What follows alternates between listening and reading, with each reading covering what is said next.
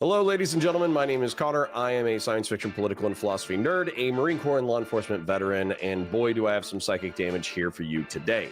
I got Dinesh D'Souza, a conservative commentary guy, and Nick Fuentes, dissident right-wing Christian nationalist conservative guy. They're going to be fighting about geopolitics and America's stance on the world stage. They have vicious disagreements between Nick Fuentes' isolationism versus Dinesh D'Souza's likely like neoconservative perspectives, which are going to be more interventionist. So I'm going to let them go ahead and do their intros, and we will take psychic damage together, and we will have fun together, and we will get through the workday together. So let's go ahead and get these gentlemen on stage and start taking psychic damage. .com. And he's very proud of his commoner roots, which I am as well, but he's Nicholas J. Fuentes is a bio. He sent us as a college dropout from Chicago. He was in his early 20s, 26. He worked on a campaign for Donald Trump in 2016 and hosts a nightly show called America First that is reaching tens of millions of people a day conservatively. So both men are very different in different ways, but obviously, in general, are obviously both very articulate and very popular. And so we're not going to have classic debate standards here, but I want to give each person a 5-minute opening statement here tonight. And I should also add, I mean, you know, you can see the promos and everything, why you're here. We're having a debate about the Iran-Israel war/crisis, AIPAC, lobbies, the mullahs, sleeper cells, the fatwa, unprecedented issued by the number 3 mullah, calling for Donald Trump and Benjamin Netanyahu's death, and basically death for anybody that supports them. They admittedly have big sleeper cells. I mean, this is a declaration of war. It's gotten very little coverage. I think Trump's trying to ignore it, hoping it's just a threat.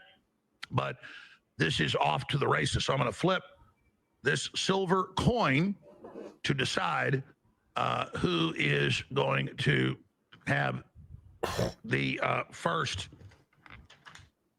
5 minutes here. So I'll just say Dinesh D'Souza's heads, Nick Fuentes his tails. Here we go.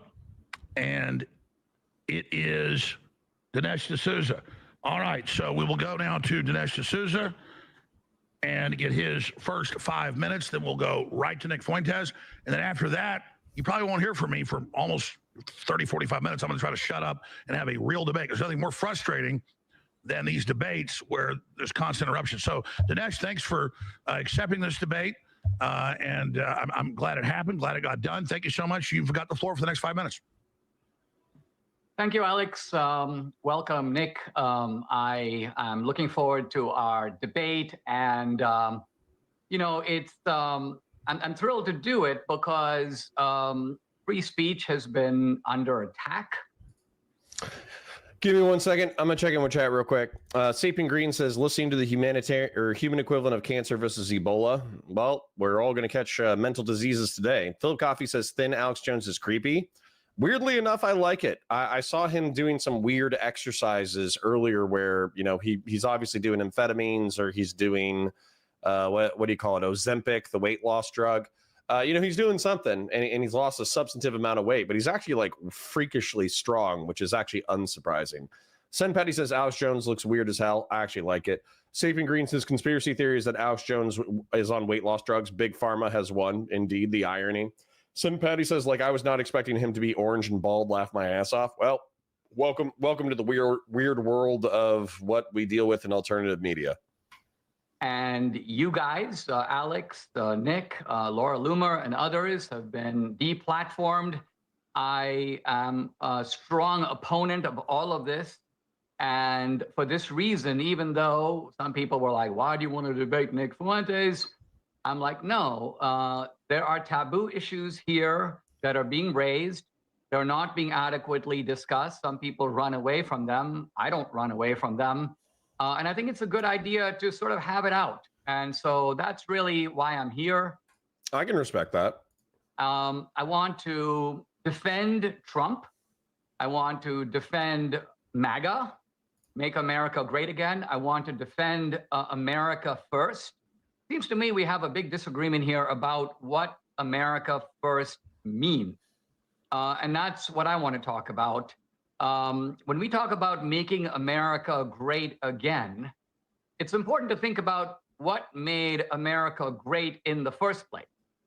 Now, one obvious answer to that is that America became great by kind of looking inward and attending to its own problems, going back to the founders.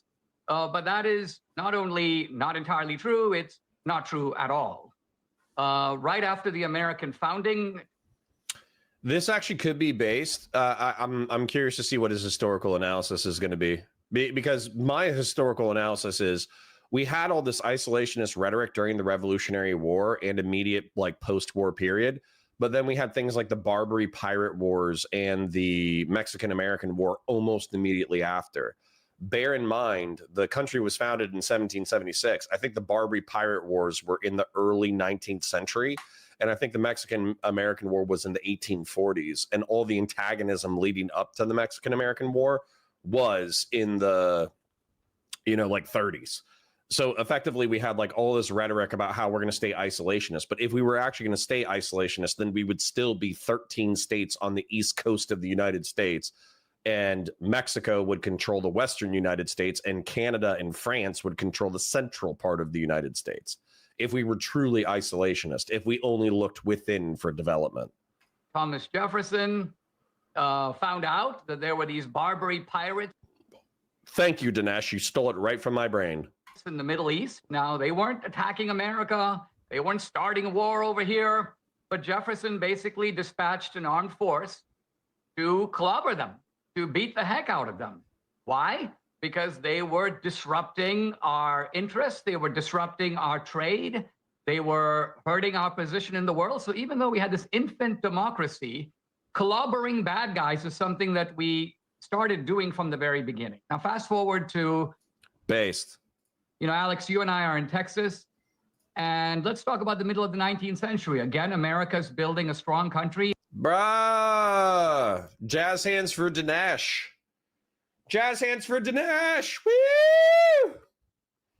Listen, I know it's going to get cringe and it's going to get terrible, but whenever I hear someone, I swear to God, sometimes I feel like a schizophrenic. I wake up, I watch all these personalities bouncing off of each other. I feel like none of them know any history or psychology or economics or world events or geopol. And I slowly lose my mind. So the fact that I effectively highlighted a geopolitical history that's been passed down to me, and Dinesh D'Souza took my talking points and is expanding upon them, I feel less schizophrenic. Where do you fall on the JQ? Jews were slaughtered. Well, number one, Jews were put at the crossroads of humanity through geopolitical, historical circumstance. Then through being at the crossroads of humanity, they were conquered a dozen times. As a result, they went into the diaspora and they spread out across the world. And then the reestablishment of the state of Israel in the 20th century, while it's a pain in the ass, it's probably historically justified for the Jews to have their own independent nation, considering in the early 20th century, a third of their population got wiped out. And while there's a bunch of fucked up shit that's happening in reference to Israel, it should probably be allowed to exist as a state and be like mildly supported. It's focused inward, but guess what? We get into a big war with Mexico. The Mexican War lasts about 4 years. We started the Mexican War. And as a result, we got the southwestern and western United States. We go over there, get our troops into Mexico City, clobber the Mexicans, take a good chunk of Mexico, including a good chunk of Texas. Later, large parts of the country that were not part of America become added to the country. And we do this basically by force. Now, we have good reasons for it. I'm not going to go into the reasons, but the point is we did it. Fast forward now, I'm going to omit World War II and focus on Reagan. The Soviet Empire is gaining strength. The Soviet Union grabs 9 countries, 10 countries actually, between 1974 and 1980. They don't attack us. They're not waging war over here.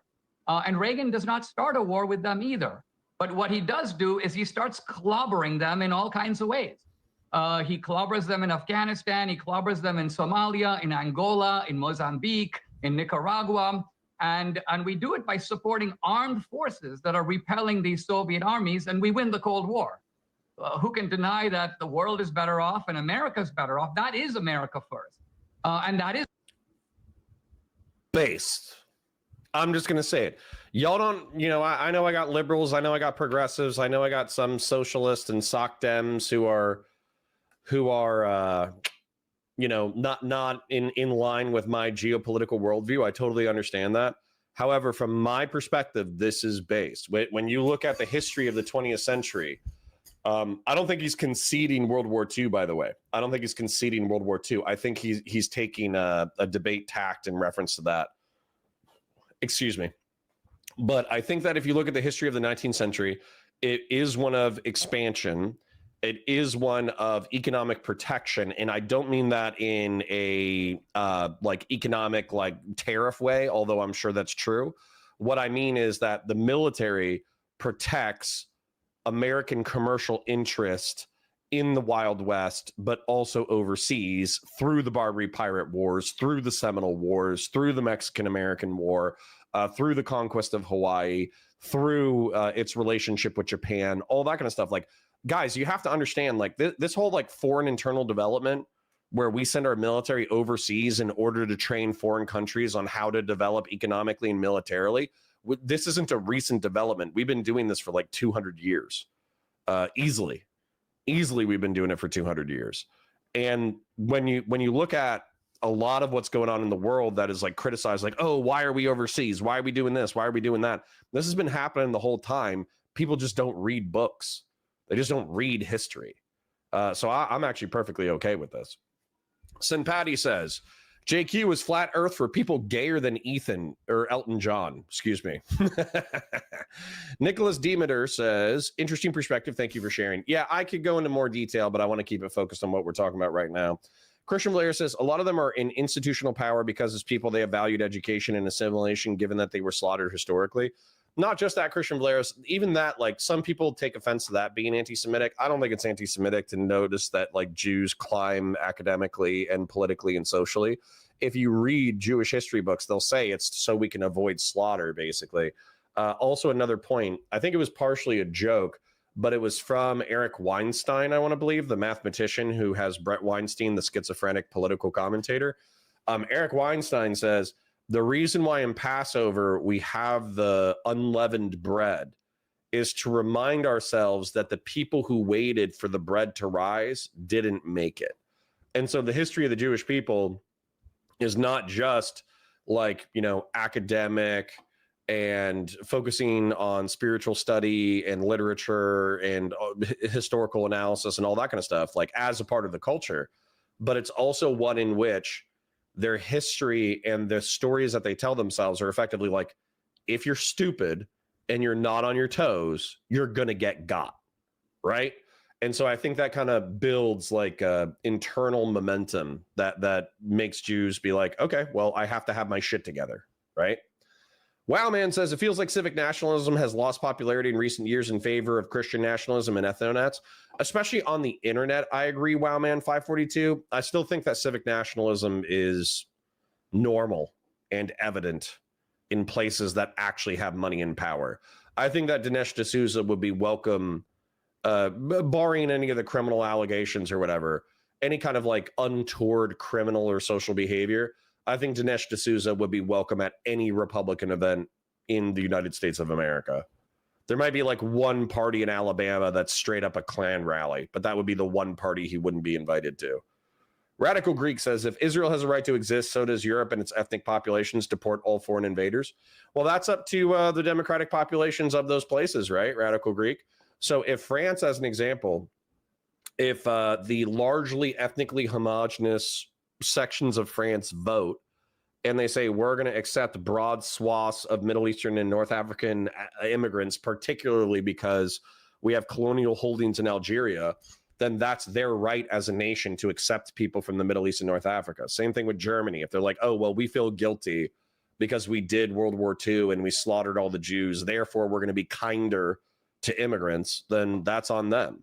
And same thing with Poland. If Poland says, well, we don't have a history of oppressing minorities, and we also don't like Islam because if we look back in our history, we were part of the people who had to fight off the caliphates or the Ottoman Empire invading Europe. Therefore, we have an innate hostility towards Islam.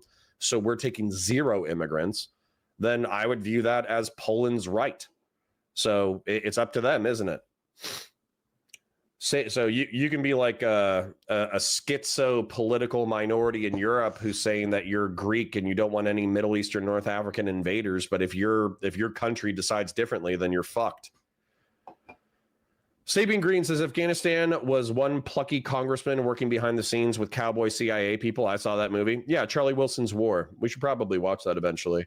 Sapien says congressman or senator. Yeah, I forget Charlie Wilson. Let's take a look real quick. Sorry, I know we're getting distracted, but it is fun stuff. He's a congressman. So he wasn't a senator. He was a congressman. But yeah, he effectively talked to the CIA and talked to the government and said, how many millions of dollars can we funnel to the Mujahideen in order to screw over the Soviets in Afghanistan? Uh-oh, chat's popping off. We're breaking 50. Sacred Snow says, who can argue with the world is better off since we won the Cold War? Brother, you're talking to a Holocaust denier? Well, that's why he skipped World War II. Yeah. Radical says, I hate that intervention is the main export of the United States. Well, sucks to suck. Conservative liberalism says dealing with pirates doesn't require huge Eastern Hemisphere entanglements, especially in the Middle East. Has nothing to do with reading books. Well, I would cite to you the half dozen times I've gone on my petroleum rant today, or like in the past month or two.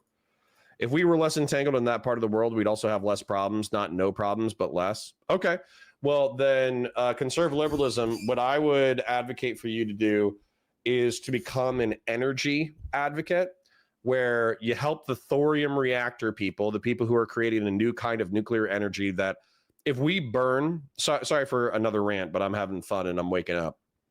So it's my show. If you want to watch Dinesh D'Souza and Nick Fuentes uninterrupted, then you go do that. It's my show, okay? If we burned all the plutonium and uranium for nukes, then I think we would only have 300 or 400 years worth of material. Whereas with thorium, what's interesting about the thorium chemical process is by burning thorium, you make more thorium. I have no idea how I can't explain it to you, but that's effectively, they call them breeder reactors. So by using this material, you create more fissile material. And so that is estimated that if we use the world's thorium supply and we figure out how to use it in nuclear reactors and we build the technology correctly, we would have 15,000 years of energy. So in order for the United States to be energy independent, I know we produce enough for our own needs right now, but in order to stabilize the world market, we would need thorium reactors in order to supply a base level of energy to every American city. You would need quick turn natural gas. So you still need Canadian, American, and Eurasian natural gas in order to handle the peaks and the ebbs. You would still need some level of diversification into renewable energy. And then you would probably still need petroleum for heavy equipment. Even if all private vehicles become electric, let's say everybody gets a Tesla, you're still going to need petroleum for heavy equipment vehicles. So yeah, sorry, we're probably trapped in the Middle East and North Africa and tough shit, you know? All right. Anyways, I love you guys, and I could rant for another 10 minutes, but I'm gonna spare you. I'm waking up, so the flow is off, but we'll get there. Don't worry about it. Is making America great again. So when we're talking about making America great again, it has never meant, High crawling and chaos. it doesn't mean for Trump, a kind of isolationism. I would even deny that it means no new wars, and I say that because no president who takes an oath to support the Constitution can make that absolute guarantee. Oh, wow. A mention of the Constitution in the United States. Amazing. There are all kinds of scenarios, and I'm happy to lay out about 6 of them, in which the United States would be drawn into a war.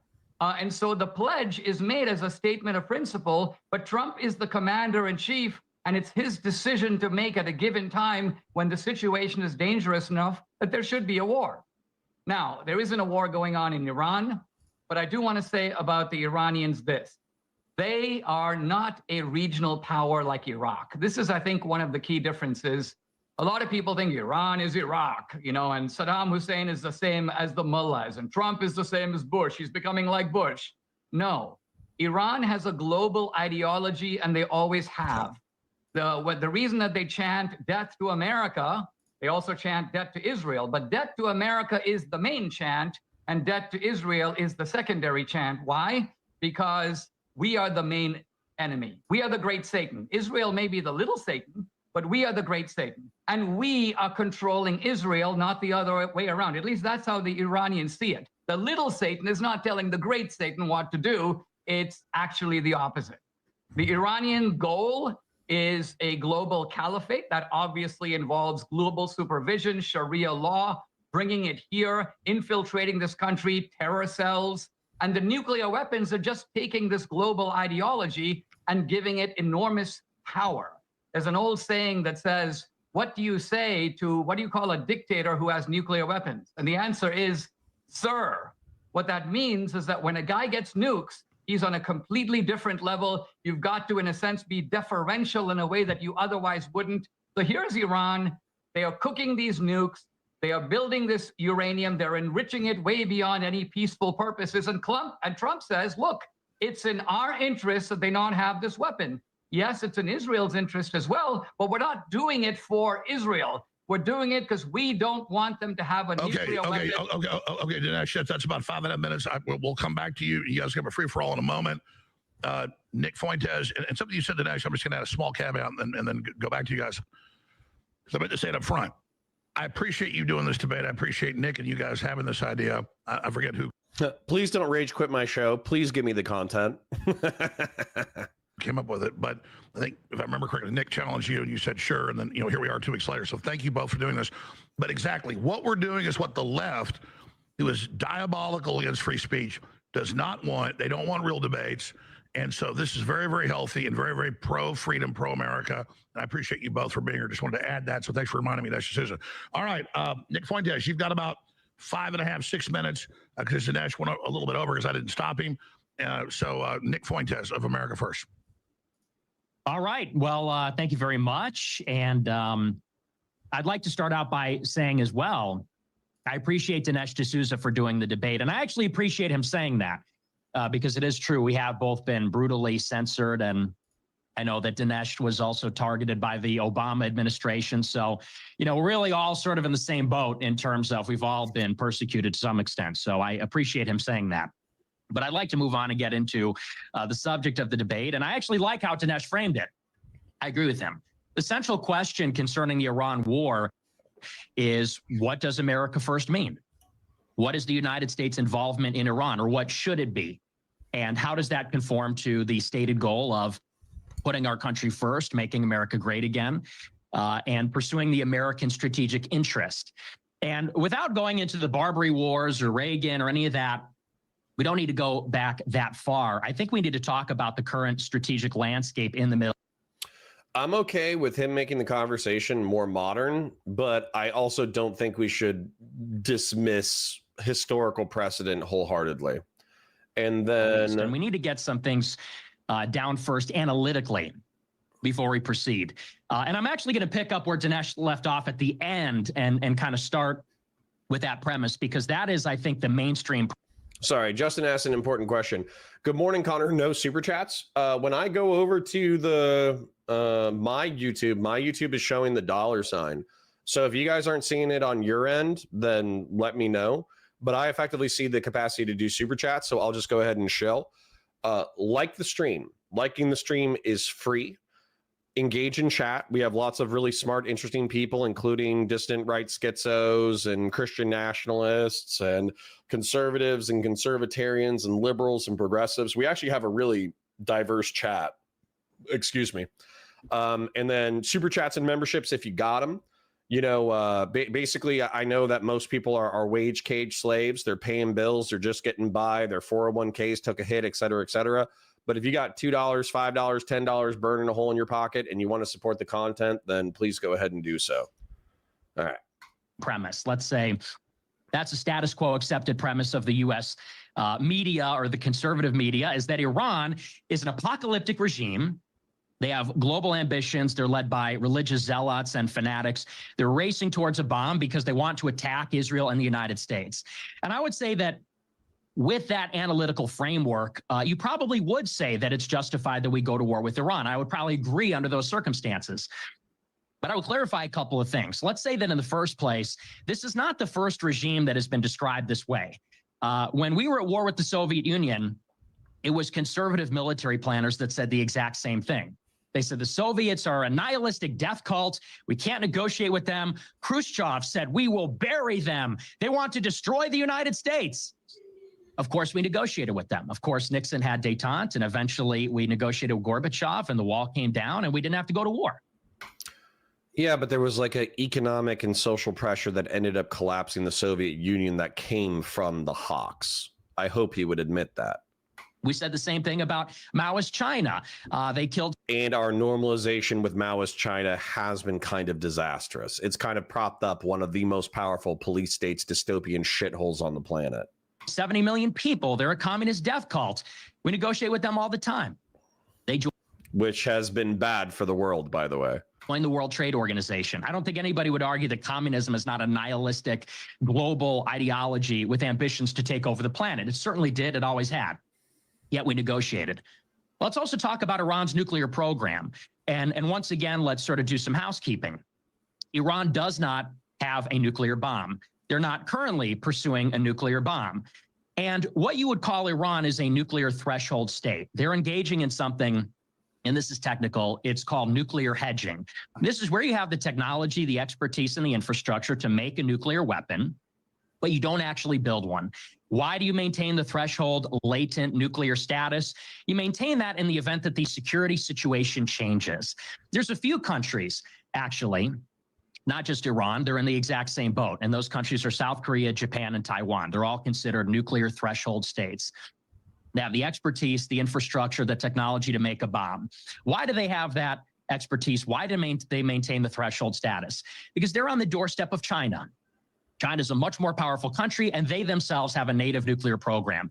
They engage in nuclear hedging in the event that they need to deter a threat from a regional adversary.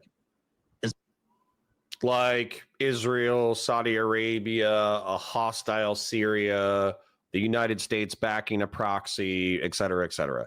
This is all geopolitically descriptively accurate. What I'm not going to like is I'm not going to like his inferences based off of this information. But so far, Nick has been descriptively accurate. Does this sound familiar? Why is Iran pursuing nuclear hedging? Why do they have a threshold status? They have this because Israel is the only country in the Middle East, actually, that has an undeclared nuclear weapons program. They have a nuclear arsenal of 200 bombs. They're not a signatory on the NPT. Israel's the only country with a nuclear arsenal, and they're Iran's sworn enemy. Let's also talk about the history. The United States overthrew the government of Iran in 1953. A democratically elected prime minister who wanted to nationalize Iran's resources and put Iran first. He was overthrown. Who is a socialist who is probably going to fall into the orbit of Russia and China during the 20th century Cold War, but sure. By the CIA. The United States installed a brutal dictatorship. I hate the vilification of like. All right, sorry. The quick geopolitical rant.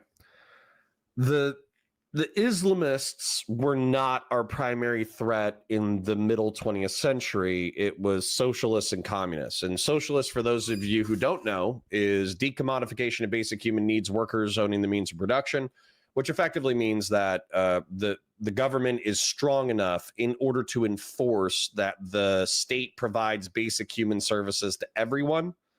And not just that, but the people, quote unquote, control the economy through the state apparatus. Like Maoist China is effectively a Marxist-Leninist state, although they would argue that they have a differentiation. And then the Soviet Union was 100% a Marxist-Leninist state, where a vanguard party seized power in order to institute socialism on the road to communism. That's the way that these countries were established.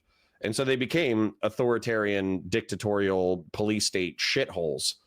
And so allowing Iran to nationalize its oil program and fall under the sway of socialists who were friendly to China and to Russia would effectively been saying that through 1950 to 1979, when the Shah was finally deposed, we should have just permitted and allowed without contest the Soviet Union and China to have access to a third of the world's oil reserves with preferential treatment. I don't agree with that. I think it's stupid. I think it's myopic. I actually think it, in retrospect, it probably could have changed the Cold War. So pass on that. The Iranian people revolted against it. Ever since, the United States and Israel have been at war with Iran, and we've destroyed all their neighbors. We went into Iraq and overthrew Saddam Hussein. Nick, We had our own reasons for that. I don't went mean into to Libya. interrupt you. I just said 5 minutes. It could have been 10 minutes. You guys are both smart to talk for hours. So at this point, just let Dinesh come back and counter that. And then you guys this is a real debate. You guys can have a free for all. And just, so I'll just pitch it back to this Dinesh. You can leave off where you were stopping there. Nick Fuentes, go ahead. Dr. Plague Doctor says, I don't think it's fair to say the main enemy of the United States was communism, quote unquote, more like the USSR. Communism was just an easily understood and digestible proxy for that. I'd say more, but something. But character limit. Well, Dr. Plague Doctor, Maoist China was also our enemies. Ho Chi Minh's North Vietnam was still our enemies. Khmer Cambodia was still our enemies. Eastern European Soviet satellites were still our enemies. So I don't think saying the USSR is sufficient. Yeah, terrific. I mean, Alex, I think UNORC, gross. you only jump in if we are interrupting too much and can't make our points, or either hogging all the time. And I think otherwise, I'm happy to just go back and forth. I'd like to just address a few of these points, and we can kind of get into it further. So I'll start by kind of correcting a couple of points that I think are just fallacious. The first one is the idea that the Soviet Union was said to be some kind of a maniacal, nihilistic power. No one ever said that. Not only that, there were definitely people who said that. Even Reagan had some pretty like evil empire rhetoric where they were castigated as demonic, atheists, nihilists, monstrous revolutionary freaks. but the whole premise of mutually assured destruction, or MAD, was based upon the idea that you have two completely rational adversaries, and each of them understand that the deployment of nuclear weapons, the one against the other, will meet with catastrophic retaliation. Never once did we dream that Khrushchev was like a suicide bomber, or Brezhnev or Andropov or Chernenko or any of the Soviet leaders going back to Lenin. We knew that they valued their lives. Okay, I'm accepting that. We saw them as protecting their own interests. So the idea that there's some kind of we've heard all this before with Russia and China, that's not true. The idea of negotiating with the Soviet Union was the liberal idea. It was the idea that when you make treaties, people behave themselves. And I think Reagan exposed that to be fundamentally stupid. It misses what human nature is all about. It misses the lessons of Machiavelli and Clausewitz and Sun Tzu. It misses the idea that treaties are simply disguised ways that powerful countries advance their own interests. No one is going to sit down and make a treaty because they want to. You make treaties because you have to. You make treaties, by and large, in which you concede things that you would have lost anyway on the battlefield. Ooh. I'm liking Dinesh. I'm going to check in with chat real quick, though, because I parasocially love you guys and appreciate you hanging out with me while we're checking out this content. Crawling Chaos says, what is China really today? A dictatorship for sure, but I don't buy them saying they are all about the people and whatnot. What are they? The socialists and communists would argue that they're state capitalist. They're a market economy, but they're commanded by the state. A lot of fascists would actually argue that China implements fascism better than some fascists do in the modern era. Tagrung says, and yes, Randy, we have the natural aesthetic taste of gay, twink, excellent, weird. Sen Patty says, Alex Jones versus RFK Jr. for the worst gravel voice. Well, it happens when you're on Ozempic and taking amphetamines and working out every single day. So good for him in those regards. Shadow 2 Bravo, good morning, Connor. Good morning to you, King. Puzzle-headed Cook says, yeah, Reagan went hard. True, although the fiscal conservative neoliberal economics on the home front probably set up some really screwed up stuff. Crawling Chaos says China is what today besides being a dictatorship? Yeah, state capitalist, like I said. AKA Batasui says MAD makes sense when no one uses nukes. Yeah, So I'm going to predict a Dinesh talking point was effectively when you're talking about what people believe when it comes to an afterlife, the Soviet Union and Maoist China, as far as I know, are largely atheist, like mostly atheist. And so they think that when you die, the lights go out, right? And same thing with like Christian nations. While Christianity, like suicide is effectively a sin because you're rejecting the gift of life, which is the way that human beings explore nature and understand God and all that kind of stuff. And so the ending of human life is actually viewed as like an abhorrent sin. When it comes to the Quran does have similar things where they take a passage where it says, he who ends a life, it's as if he ended all of humanity, and he who saves a life, it's as if he saved all of humanity. But immediately after that passage, it says, but for those who are spreading corruption in the land, they should have their hands struck off or they should be crucified. So it's like this really beautiful pacifistic saying immediately followed by the fact that if you spread corruption in the Ummah, then you should have your hands chopped off or your feet chopped off or you should be crucified. Not only that, there's passages that because, Muhammad was a war leader on top of, peace be upon him, on top of being a religious leader, he was also a political leader and a war leader. There's passages that effectively say that if you die in holy struggle on behalf of the Ummah, then you're guaranteed a place in heaven. And so that is the basis for modern jihadism, where a lot of, religious fanatics have whipped themselves up into a frenzy where they believe that if they suicide bomb in the name of Islam and in the name of their sect of Islam, then they're guaranteed a slot in heaven. And so that's what you see with VBIED suicide attacks. That's what you see with suicide belts and suicide vest attacks, is they effectively believe that they're taking like a lotto ticket to heaven, when in reality, it's probably delusional religious fanatics being whipped up into a frenzy so they kill themselves. As a matter of fact, it's the Iranian regime that was kind of accused of culturally normalizing this because they were facing chemical weapons from Iraq. And so they needed to whip up their army to be ready to face some of the biggest horrors on the planet as far as warfare goes, to be ready to inhale VX gas and die choking on the battlefield. And so as a result, they started that like suicidal struggle for the Ummah perspective. And so if you give that kind of person a nuke, who's to say that there isn't some freak, lunatic, suicidal nut job in the Iranian government who's willing to give a freak, suicidal nut job in Hezbollah or Hamas a tactical nuclear warhead in order to detonate it in Tel Aviv or New York City? While it's kind of an extreme scenario, it's possible. And so do you bet a few 100,000 lives on Iran being a rational actor? And truth be told, I don't know the answer to that question. Now let's look at Iran, for example. If it's true, first of all, a word about Mossadegh.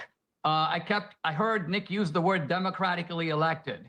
Mossadegh was not democratically elected. He was not elected by the Iranian people. I love Dinesh already. He was in fact appointed by the Shah. Let's remember that the Shah was in power in 1953. So if you have a dictator who's running the country, how does someone get democratically elected? So I think this is actually taking up a talking point from the left, and a bogus talking point also. By the way, the first thing that Mossadegh did when he came in, he dissolved parliament. So this democratically elected guy dissolves the very parliament that supposedly put him into power. So he was an autocrat, in some ways no different than the Shah. There was a power struggle. Yes, the CIA was involved. Mossadegh was overthrown. In my view, that was a very good thing. Based neocon Dinesh D'Souza. I know that probably hurts your earballs to hear. Now, some people will say, well, that's what caused the Iranian Revolution. Wrong. The Mossadegh business was in 1953. The Iranian Revolution was in 1979. Are you telling me that the Iranians were really mad, but they decided to go on a 25-year vacation and then decided, okay, now let's work ourselves up into a frenzy 25 years later? The reason we got Iran is basically because of Jimmy Carter. Jimmy Carter decided that...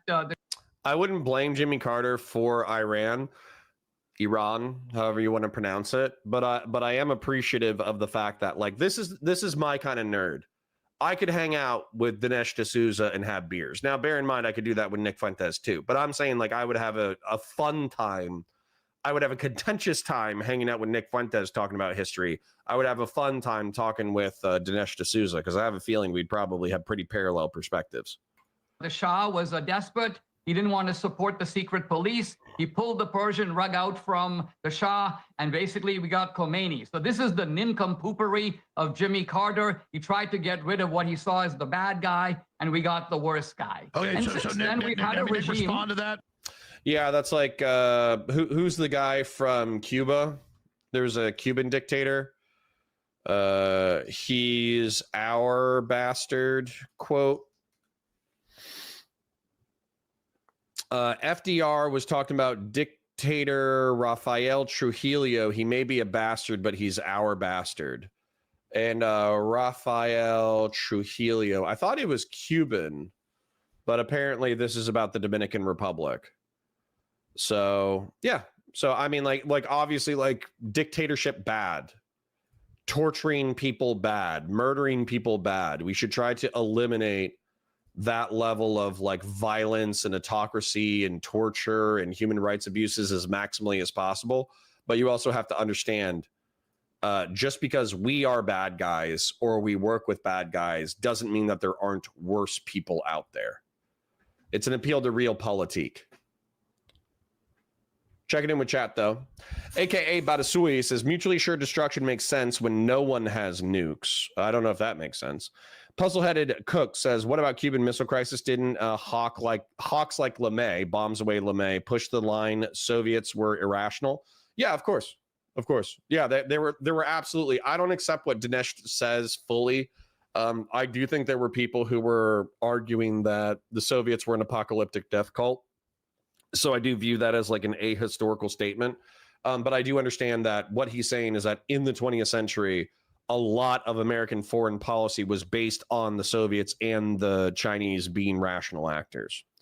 Mario Wall says, good day, y'all. Good day to you.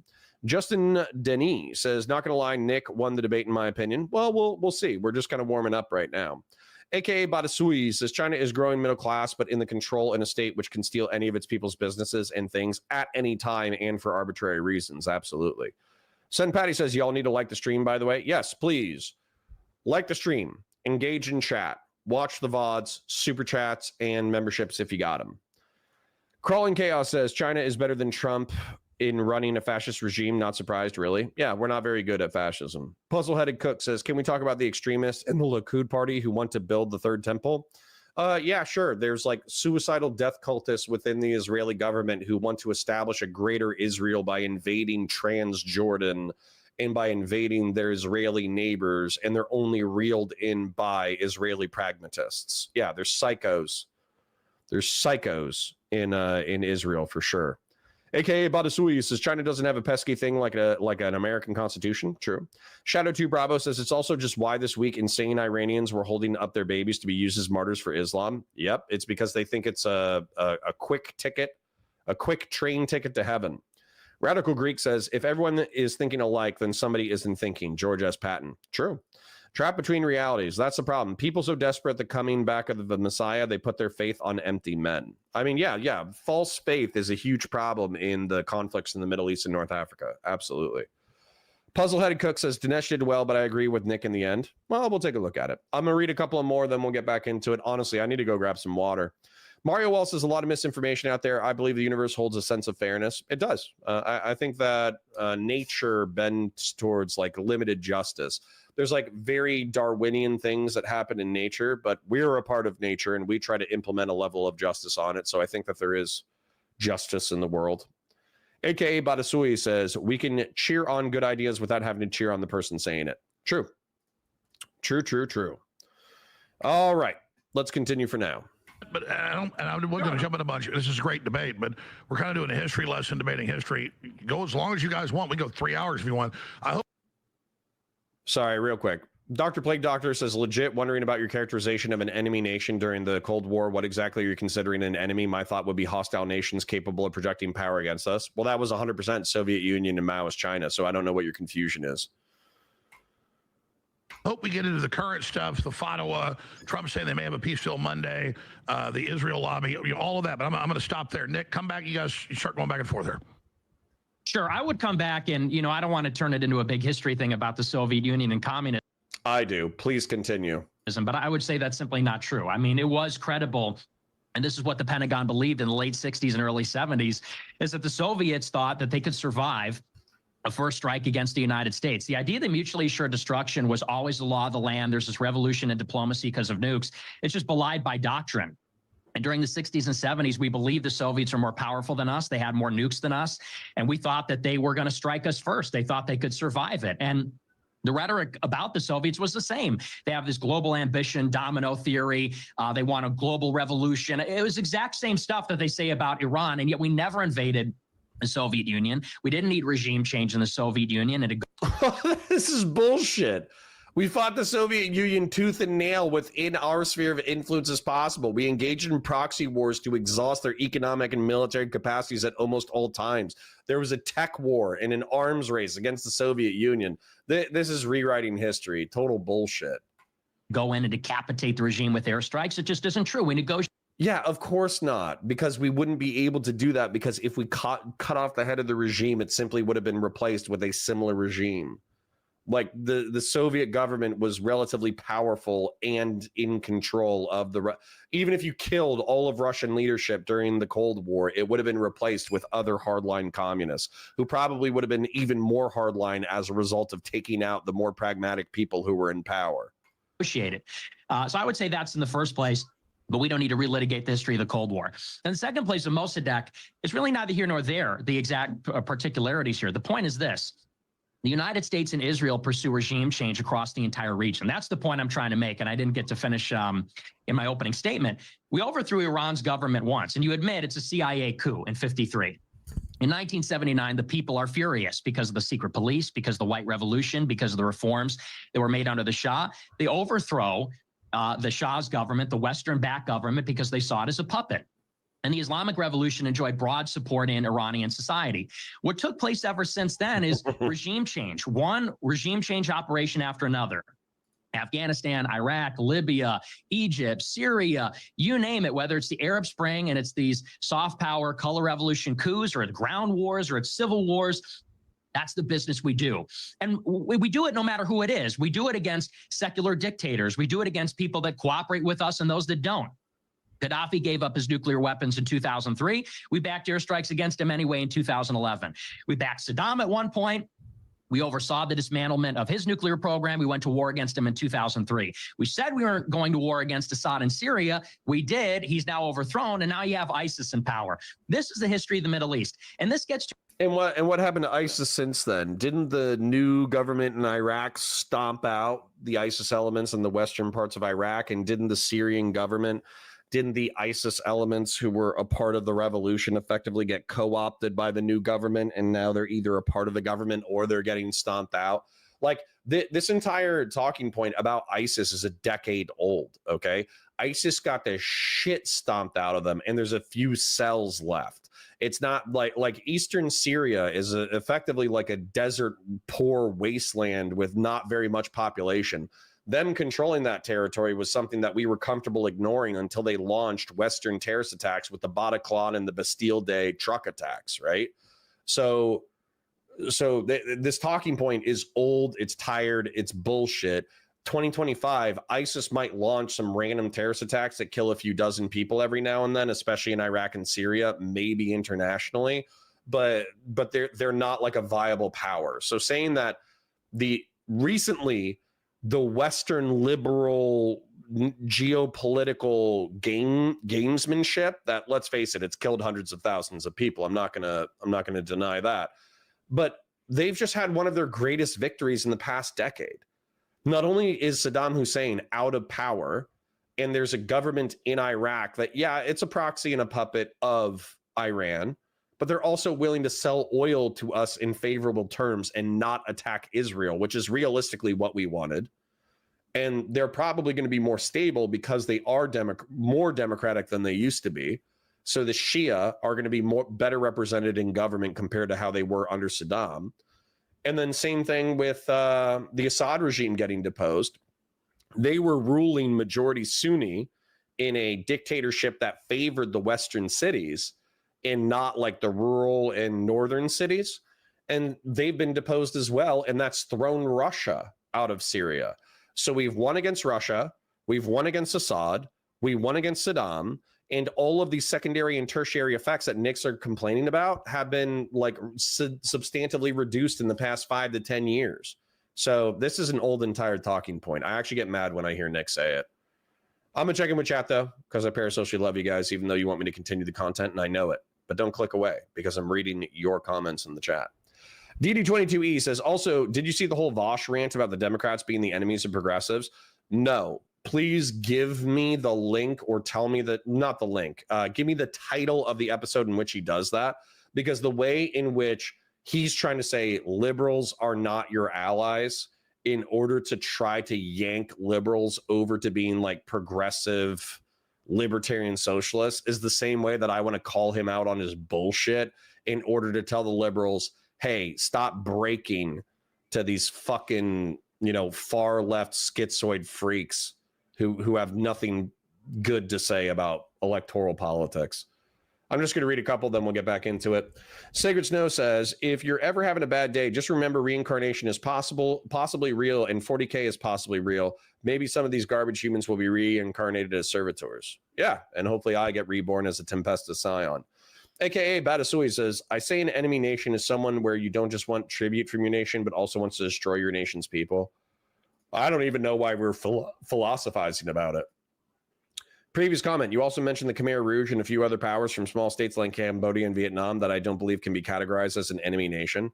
And even if they're not enemy nations, they can still be enemies. Like the Viet Minh and the Viet Cong or whatever, they weren't technically a nation. They were a guerrilla militia group that was fighting United States interests in South Vietnam as proxy warriors on behalf of the North Vietnamese government. What does that matter? Why does it matter if it's a militia or a terrorist org or a nation state? We had enemies during the 20th century that were principally socialist and communist, and we wanted to destroy them. Like all the narco wars in South America, like we basically created pro-capitalist narco death squads in South America to fight communists. I don't think there was any like major communist players in South America, and we still saw it in our interest to kill them. From Bumbly says, I think he's trying to say how we didn't do anything we did to Iran, to Russia. Okay. And? To the reason of why Iran wants a nuclear weapon. It's not because they want to kill everybody. It's not because they're fanatical and we You don't know that, but okay. can't negotiate and they're trying to bring about the end times and the eschaton. It's because they want to deter the same fate, regime change would happen to all of their neighbors. That makes them rational. Okay, let me stop you. I said I won't interrupt you. You guys are both too polite. Every 2 or 3 minutes, I'm going to make you pause. That goes back to what Dinesh was just saying earlier. He's like, when North Korea has nukes, we say, sir, which I get that, and I don't want them having nukes. They do, and ballistic missiles hit us. But that then begs the question: Iran, if we can hedge and maybe have some hidden, then that speaks to why they would want a nuke. I mean, there's a lot to say here, but go ahead. Yeah, one of the mullahs, right in the middle of all this, one of the key mullahs made a very key admission. He said, "This is not about Iran. I'm gonna get some water. I'll be right back. This is about Islam." Right there, you get the heart of the matter. Uh-oh. These mullahs, yes, stay. there was a broad-based Iranian revolution, but the mullahs in that power struggle took power. And they have ruled dictatorially over Iran now since 1979. They've made the Iranian revolution semi-permanent. But the key to understanding that revolution, going all the way back from when they seized the American hostages to the strike on Beirut, 1982, to the fact that Iran has been sponsoring terrorism, not just in the region. They have tentacles in Venezuela. They have tentacles in South America. They have cells in the United States. They are making an alliance with Russia and China to create a kind of axis of power. So to the degree, Nick, that you're saying that this is, a global chessboard, I agree. And I think that, in a way, puts an interesting question for us, which is that isn't it a fact that there is a jihadi or radical strain of Islam? This ultimately is what is driving a lot of these radical Muslims, right? They are Hezbollah, Hamas. It doesn't matter whether they're Shia or Sunni. Hamas is Sunni. Why is Iran funding Hamas? Because to stick the thorn in America and Israel's paw. And by the way, there was this thing that was actually kind of annoying in modern media, where if I looked at terrorist orgs, Al-Qaeda is largely Sunni, ISIS is largely Sunni. And so there would always be these statements about Iran being the largest state sponsor of terror worldwide. And I was like, I have no idea what Shia terrorist orgs there are. Well, what they're talking about is Iran has been spending approximately $1 billion per year. 770 million of it goes to Hezbollah, which is a Shiite militia / terrorist org in Lebanon. And that's in order to shore up their power in the state of Lebanon, but also so they can attack and harass Israel, which they do on occasion. And then same thing with Hamas. They don't give Hamas nearly as much money. I think it's just like tens of millions of dollars per year. But Hamas is obviously the people responsible for October 7th and people who have been, also guilty of attacking Israel. And same thing, I think even with like, what is it, Islamic Jihad and a few other terrorist orgs, Iran, they were paying for effectively bounties in the funerals of suicide bombers in the West Bank and Gaza who killed Israelis. If you died in a suicide attack against Israelis, they paid a bounty to your family for conducting the attack, and they paid for your funeral. So yeah, I could view that as obviously being pretty jacked up effectively. Gen X does bring up the fact that the P. Diddy sentence came back. He was convicted on counts 3 and 5, but not RICO. So the maximum sentencing that he's looking at is 20 years. Dr. Plague Doctor says, my question is, what value is there in engaging in a military excursion with a hostile political entity which is incapable of projecting power against us, whereas we can simply employ soft power to defeat it? So you would have to give me an example of who you're referencing specifically. In reference to like the Viet Cong during the Vietnam War, let's go ahead and kick it. So with Korea, they could not really have threatened the United States of America, but they could have domino taken over Korea, and then at that point, that entire peninsula is communist, and they can project power against Japan, which you could view as like our vassal state at the time. We took over Japan and effectively rebuilt it after World War II. We're still there today. We still have military bases there today. So by having a foothold in that peninsula, we're actually putting a thorn in the paw of China and North Korea. Then when it comes to Vietnam, the Viet Cong and Viet Minh were harassing South Vietnam and assassinating people and blowing shit up. So that would have been another capitalist economy that would have fallen to communism. So it's in our interest to protect those areas. And if you also look at that area, that could have cut off a substantive amount of Eurasian trade. When it comes to the Cambodian Khmer, again, they're communist dickheads. Why not kill them? And then when it comes to South America, soft power isn't enough. Giving a few $1 billion to the central government or a few $1 million to the central government isn't enough to defeat socialist and communist forces. We did train, paramilitary organizations in Central and South America to fight these people. And you're asking why? And it's because, no offense, if you're a socialist or communist, but, socialism and communism sucks.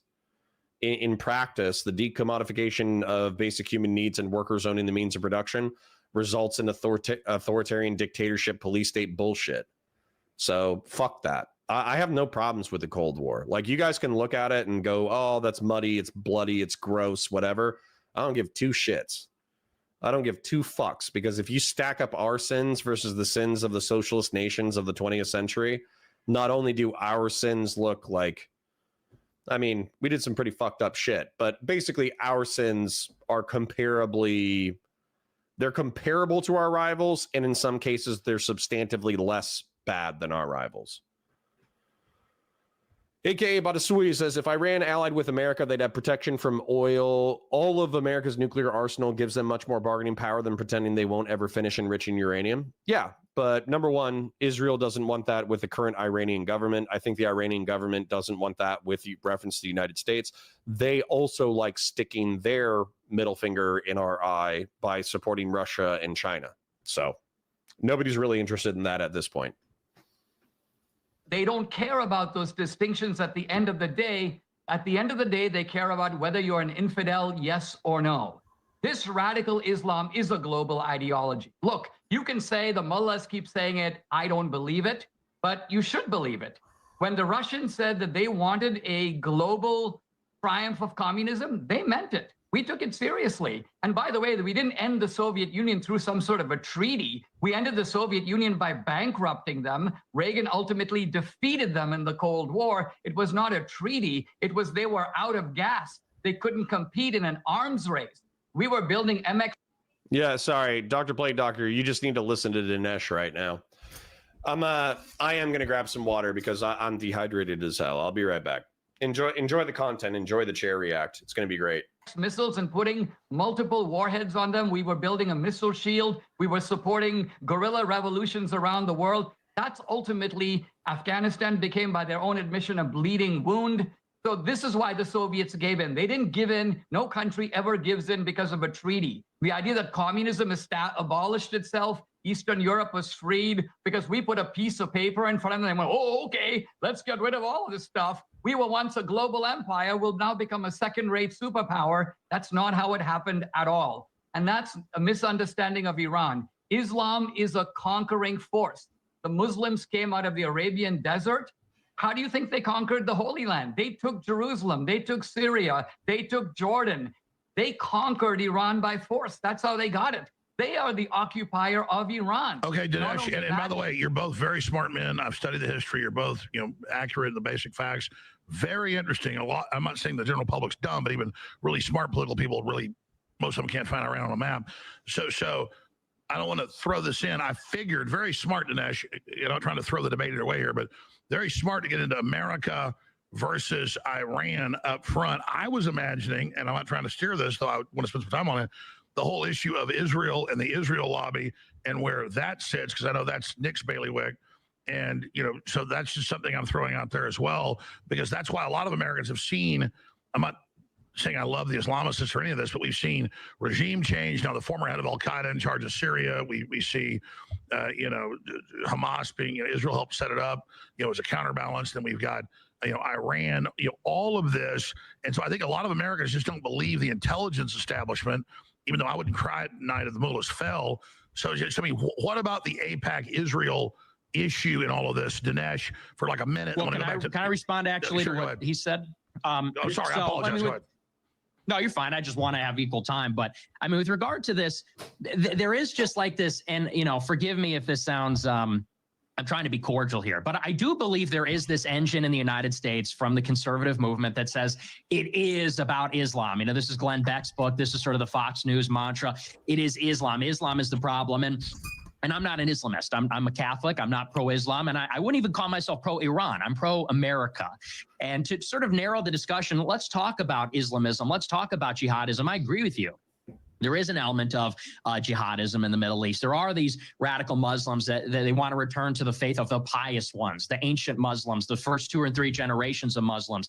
They come from Saudi Arabia. Hezbollah, Hamas, the Iranian-backed groups do not attack Americans on American soil. They're not global powers. They're local powers. They're regional powers. They don't attack the United States. They may attack the United States in Beirut or Iraq because the United States is in their territory.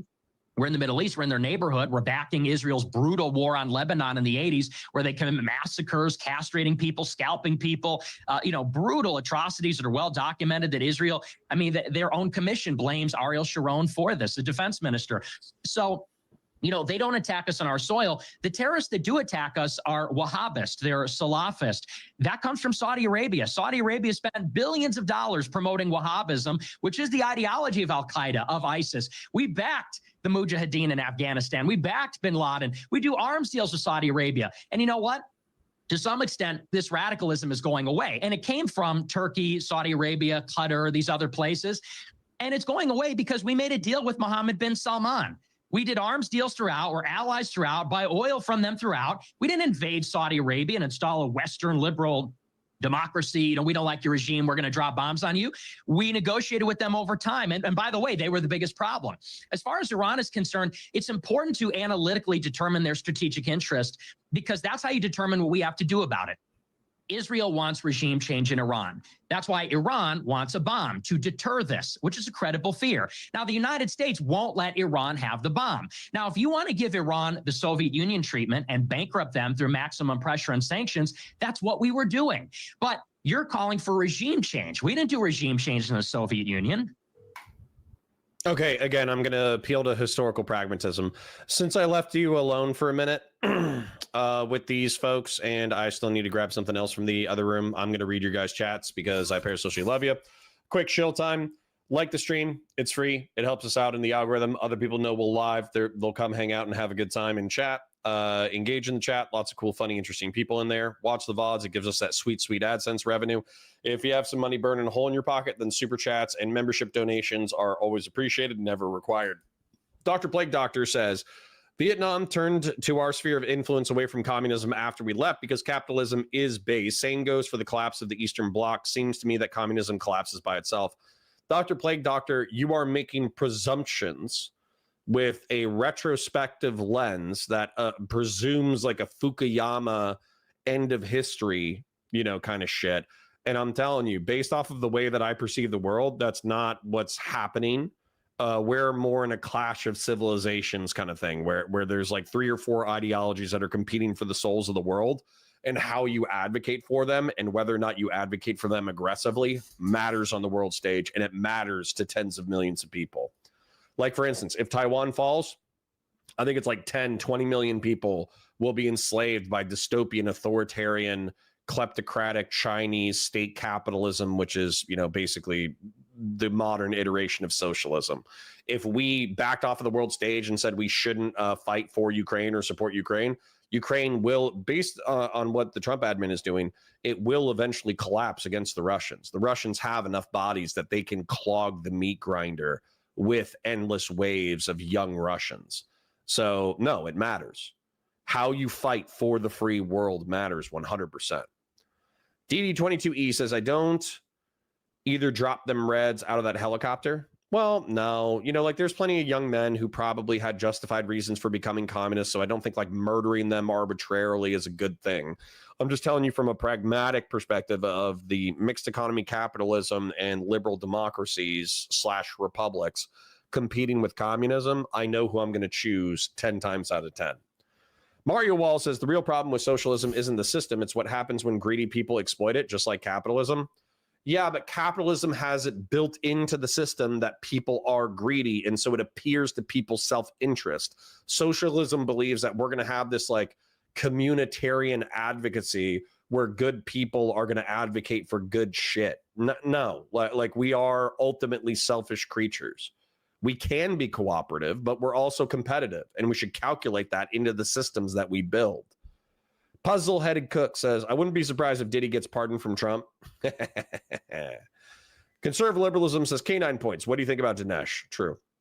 Hawk says, when in Iraq, our task force took out the money man in Baghdad that paid for the family members after someone martyred themselves. Essentially, the number of suicide bombers dropped off significantly. Yep. Cornelius Cadre says, Connor is gone. Look at me, dear Redditors. I'm the captain now. Puzzle-headed Cook says, AJ weak link in debate, but still think he did a decent job. Okay. Christian Blair says, MFer entire worldview is that Jews, Israel bad. Yep. Christian Blair says, if they were Christians, he would be more supportive of killing Palestinians than Rabbi Shmuley. Yep. Melody says, have you seen the schizo professor that called the Iran-USA war? Destiny has a video on it yesterday. It would be great. Yeah. I mean, we'll take a look at that. The question is like whether or not it's so schizophrenic that it's like useful. I have it on my docket list. I just don't know if it's going to be so schizophrenic that it's not even worth watching. Hoach says, do you go live on Twitch? Take my Prime sub. I go live on my Counterpoints channel on Twitch. I don't do that with the Valor Media Network channel. Dustin Babola says, I'm digging the 40K universe more and more, blasting through Space Marine 2. What's your favorite class? I'm going to say Blade Guard Veteran is my favorite class. So Sword and Board, Sword and Shield is my favorite one. But I actually have gotten a little bit burnt out playing it. And so right now, even though I'm not playing that often, I'm doing the Jump Pack guy. But I also like just playing as like a base standard Space Marine intercessor. I think that's fun. Cornelia says it's obviously a biological war in its essence, which biological organism will control resources and wages power in its interests. It's racial. Your skin is your uniform. Sad, I know. Cornelius, you're so fucking cringe, bro. You're so fucking cringe, man. You drive me fucking crazy. I literally live. I live in the cosmopolitan, multi-ethnic, whatever, and everything's fine. When I walk out my door, everything's fine. I have a black neighbor who just, helped, or we're helping him move, and he gave us like really, really nice furniture that he doesn't want to sell because he doesn't care if he sells it. He just wants to get rid of it. So my black neighbor helped me refurnish my house. I have a gay couple that lives up the street. They're not trying to, diddle my kid. They're just a gay couple that's hanging out and chilling. There's like trans people who work at the local fast food businesses. They're not trying to trans my kids. They're just trying to not have people be assholes to them during their work day. Like when I go to the park, I'll tell you, it's fucking annoying. It is annoying when I go to the park and everybody's speaking Spanish or Arabic or Russian or Ukrainian or whatever. It's fucking annoying. But you know what happens when I walk up to those people and I talk to them? They're like, oh yeah, like I'm an engineer, or I'm a truck driver, or I'm a this, or I'm a that. And like they're normal fucking Americans. They wake up, they pay their bills, they pay their taxes, they take care of their families, they go have fucking lunch and dinner with their friends and family. They're normal fucking people, dude. Like if you're European and you have some concern about Middle Eastern and North African folk, like, remaining Muslim and changing the character of Europe, then have fun doing whatever the fuck you want. But if you're like American, shut the fuck up. Like we had Germans and Irish and Jews and Italians, and everybody was promising us like ethno-religious conflict until the stars burn out. And now all the Europeans don't give a fuck because everybody's pretty much white and they're all some vague level of like secular Christian. You guys like promise race war and you deliver dog shit. Just fucking stop, dude. You're wasting, Cornelius, straight up, you're wasting your life. You're wasting your life. Which is sad to me. It gets me angry, but it also makes me sad. Why do you lie about your audience? I don't know what the fuck you're talking about. My audience is schizo right-wing people. It is distant right-wing people. It is liberals. It is progressives. It is conservatarians. What are you talking about? Mr. Hater says, most of your viewers is Destiny Dick Riders and TDS tards and saying Zog, Trump, oh my God, Trump pardons. Yeah, Mr. Hater, you're another fucking retard. Sorry for using the R slur, Ken. Sorry for using the R slur, haircut commander. But you're another fucking dipshit. Trump, like they just came out with another fucking study saying that by cutting mosquito prevention and cutting AIDS prevention, it's estimated that roughly 14 million people worldwide will be killed due to the cuts to these programs. And we're saving $6 billion a year, which is the equivalent of $18 per American. You're a fucking idiot. Like, you should go get a vasectomy so whatever mental disease you have doesn't pass on to any other future children. You're like a genetic dead end. You're a social dead end. Go fuck yourself. Like TDS, Trump derangement syndrome. Yeah, you know what I think is bad? Sorry, this is like a totally different rant, but these dissident right-wing schizos are pissing me off. You know what's bad? What's bad is killing 14 million people in order to save $18 a year. That's bad. Do you know what's bad? Is laughing as you're building a prison in the fucking Everglades in order to detain people whom you haven't even established due process for, and you laugh because if they escape, they're going to get killed by Floridian wildlife. That's bad. Do you know what's fucking bad? Is having some cringe fucking parade where you compel the United States military armed services to fucking march on your behalf because your ego is too fucking big. All that's bad. So Trump derangement syndrome, sorry, Ken, I'm really angry today. I'm really annoyed. So it's going to be a little spicy today. You have Trump dick sucking syndrome. Okay. You take a 4-inch chode and you fucking see whether or not you can touch your tonsils with it. You fucking idiot.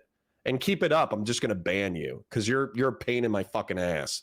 You're not funny. You're not cool. You're not smart. You're not interesting. You're not nothing. You're a miserable fucking cretin. So go get a fucking vasectomy so you don't infect the human race with your fucking problems. I'm going to go get some trail mix. Fuck you, Mr. Hater. We allowed them, and we went in there. Actually, George Bush managed it, I think, in a good way. Be right back. We managed a peaceful transition of power after a long period of soft power and smart power that we used against them. You're saying we need to go in and invade Iran, or not maybe invade Iran, but force them to have regime change with CIA operations, foreign media, maximum pressure sanctions, backing Israeli operations. And I would say that's not in America's interest. That's what Israel wants. That's not what we want. Regime change has a terrible track record from Libya, Egypt, Iraq, Syria. There's zero success stories. I think that I agree with you in some sense. We don't want a nuclear Iran, but we need to understand why we're on the threshold of one. And that has to do with Israel's ambitious and aggressive actions. In my opinion, the move is restrain Israel, stop them from attacking Iran, get Iran to come back to the table, and try to get them to agree to some kind of framework like the JCPOA. And maybe we could talk about the JCPOA, because to me, that is the most important precedent to all of this. I am trying to equal time. I was throwing a quick question back to Dinesh to give you a longer response, because I'm glad we're having this debate. I just figured it would be about the current situation. I love the history, but we're kind of still in that. And I'm glad you guys are so informed and trying to educate people. But just in general, you guys go wherever you want, counter back what he was saying, Dinesh. But then I would like to just interject. The current crisis, where do you see it going? The Fatawa, Trump saying, I'm going to kill, you're lucky I don't kill you. I might kill you, the Iranian leader, which I support Trump and love him. But, that was provocative. I mean, and also ask you guys where you think this is going. And is there a path for peace? And then a larger debate, which I figured you guys would get into first, about the Israel lobby. All right, let me say some things about regime change to lay a foundation of what I think the MAGA view on this is. Because I think the MAGA view on this is a repudiation of Bush, but it's not a repudiation of Reagan. In fact, it's a restatement of the Reagan principles, although admittedly in a very different situation. Obviously, in the 70s and 80s, the Reagan focus was on the Soviet Empire. The situation now is totally different. But there are a lot of really bad regimes in the world. And these are regimes that harm our interests in all kinds of ways. So ask a simple question. Is it in our interest for these really bad regimes, and I'll be happy to go through a list and we can agree on what they are, would it be a good idea for these regimes to have change? For the bad guys who are running these regimes to go, get away, for the regimes themselves to be toppled, and for something else to take their place. So if we look at Iran, for example, I would say, I am willing to take any chance on getting rid of the mullahs, these jihadi mullahs, these people who wish death to us and are building up the means to do it. Oh, and I don't know. Okay, maybe Nick's right. Maybe he's wrong. I tend to believe the mullah. Sorry, I'm just gonna get a little bit more one guide. You know what's bad? Allowing Browns to invade our nation, then coping about how their engineers laugh my ass off. Shardmancer, you fucking dumbass. Okay. 90%. Let's say 90% of the brown people who come to this country are Hispanic, okay? Because let's face it, 90% of them are, all right? So they're agricultural workers and they're construction workers. They're building your fucking houses. They're building your malls. They're building your commercial districts. They're building all that bullshit. And on top of that, you know what they are? They're a combination of indigenous American and Spanish. For fucking idiots like you, Spain is in Europe. So they're Mediterranean Europeans mixed with Native Americans. You're a fucking idiot. Like again, I'm going to add you to the list of please go chop your fucking testicles off so you don't infect the human race with whatever the fuck you are. Okay? You're too stupid to have politics. Okay? You're too stupid to know what's going on. You don't like Indians. Okay? Yeah. High class Indians can be rude and annoying, and they can be elitists and dickheads. Sure. There's also white elitist dickheads. Okay. It's not the race, it's the behavior. You can culturally train people out of bad behavior. Justin E says, do you think what Israel is doing in Gaza is genocide? I don't think it's a genocide compared to the Holocaust. I do think it's a genocide compared to the UN definition. I think the UN definition is overly vague, but it's bad enough that you can be critical of Israel for it. Go outside, go to church, go to a strip club. Seriously, go outside, be normal. Go outside, be normal. Go outside, be normal. Go outside, be normal. Holy shit. All right. Anyways. Over Nick, they say that they want to have global jihad. They say that they want a global caliphate. They say that they're building up the strength to do it. They're allying with other people who certainly do have nuclear weapons and do have that kind I need to pay attention to the content. Stop one guying me about fucking race shit. of power. So would it be a good idea to have regime change in Iran? Would it be in our interest? Forget about Israel. Of course it would. Now, a separate question is, what are we willing to expend for that to happen? So my question Dinesh steel manning the position. I like it. to Nick is, all right, let's start at the very beginning. Would you be willing to expend 50 cents to get the mullahs to leave, to quit, to go home, to become refugees and go to other countries? They can go to luxury apartments in Qatar and elsewhere, and let the Iranian people have a plebiscite. We're not going to go in there. We're not going to arrange tribal meetings. We're not going to take over the country. We're going to let them fix it.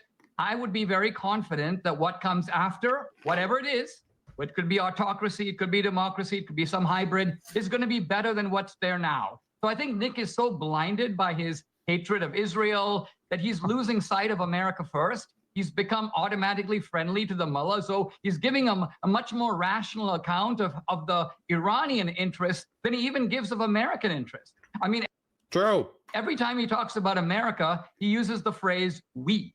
But let's remember that we've had alternating regimes between Republicans and Democrats. So he mentioned the Arab Spring. The Arab Spring was basically an anti-American operation organized with the help of Barack Obama. Barack Obama wants Iran to have nukes. He was trying to create space for them to do that and give them money to enable them to do that. Why? See, and this is bullshit and this is cringe. This is where Dinesh fucking loses me because he starts lying. Obama didn't print cash and hand it to the Iranian regime. He unfroze assets, which was a part of the negotiations for the JCPOA, which was where Iran was permitted to have a civilian nuclear program, but it would be heavily monitored to prevent it having a militarized nuclear program.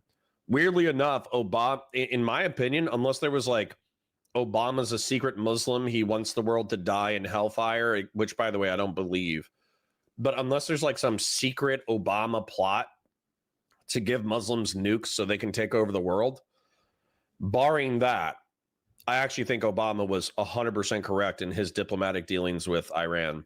Like unfreezing assets in order to normalize relations, opening up communications, permitting a civilian nuclear program with very, very strict observation to prevent a weapons program. That was the right move. And by the way, that's what Trump is moving back to now. Puzzle-headed Cook says, the main question is Israel's influence over our foreign policy and whether it benefits America. Sure. So I'm going to keep this rant very short. As a matter of fact, I'm not even going to do a rant. I'm just going to show you. Where is the world's oil map? Oil is the lifeblood of civilization. Venezuelan oil is a third of the global proven reserve, and yet it needs to be cut with other kinds of oil because it's very like dense. It's very crude. So it has to be cut with Middle Eastern and North African oil. So while they have a shitload of it, we don't care about it as much because the refinement process is a pain in the ass. We do have oil, but it pales in comparison to what's available in the Middle East and North Africa. Look at this. UAE. I don't even know what GBBL is. Billions of barrels? I don't know. Gigabarrels? Something. It's a fuckload, all right? 266 is in Saudi Arabia. This is almost a third of the world's proven oil reserves. Kuwait, 101. Iraq, 142. This is within our sphere, okay? So this is 500. Excuse me. 500. Let's take a look. What's the unit of measurement? It's 100 million barrels. What is a G? Is G a giga? What is GBBL for oil? GBBL stands for a billion barrels. I don't know why G is used for billion. Is it giga? Sorry. What does the G in GBBL stand for?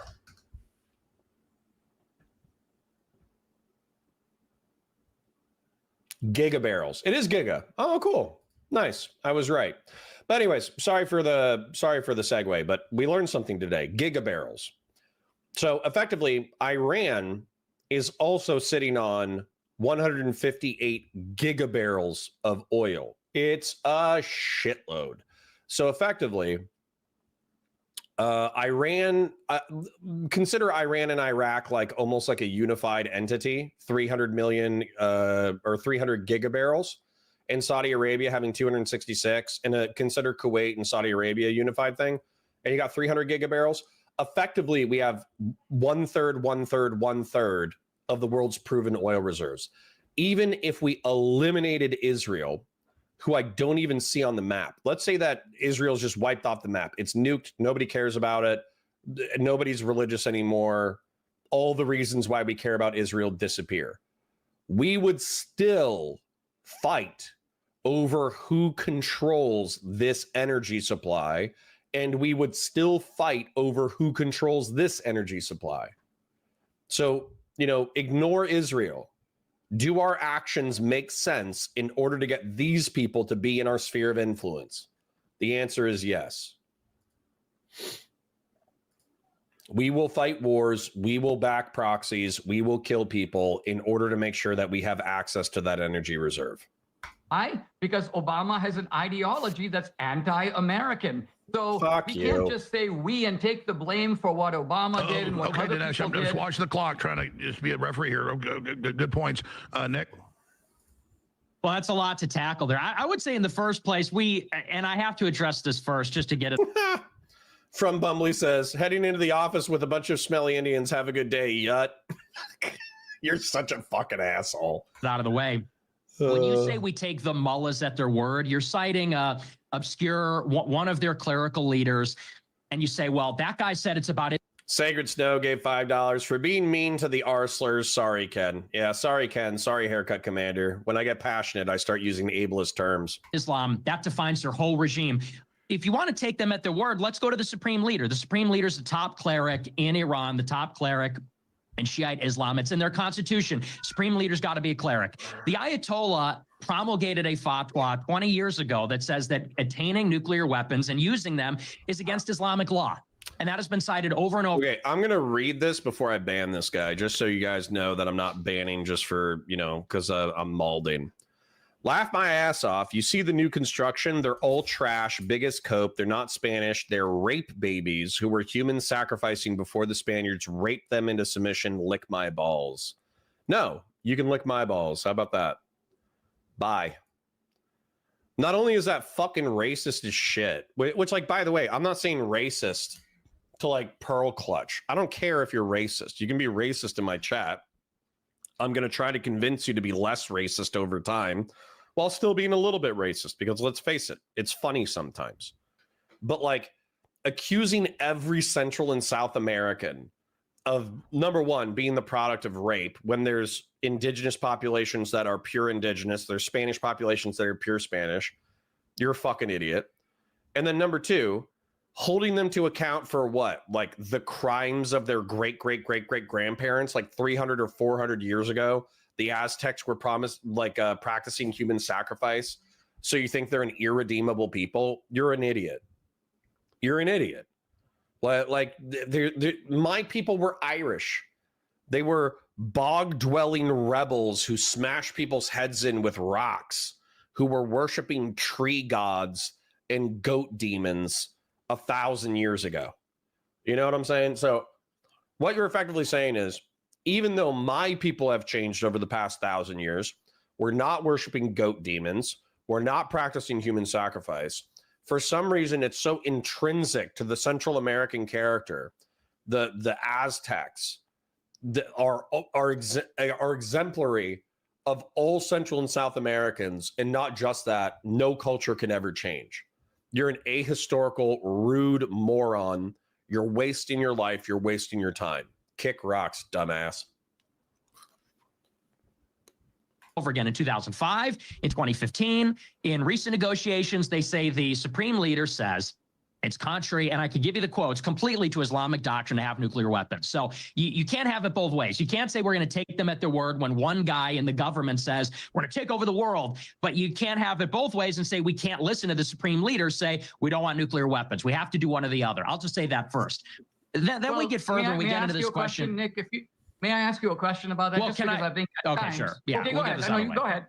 Okay. Well, so, and then with regard to regime change, I would contend that regime change is just not desirable. You say, well, how much are you willing to expend to pursue regime change? I'm saying I don't think it's desirable. And here's the evidence for this. You say, well, I'm confident something better will happen. There'll be this democratic plebiscite. What is the history of regime change?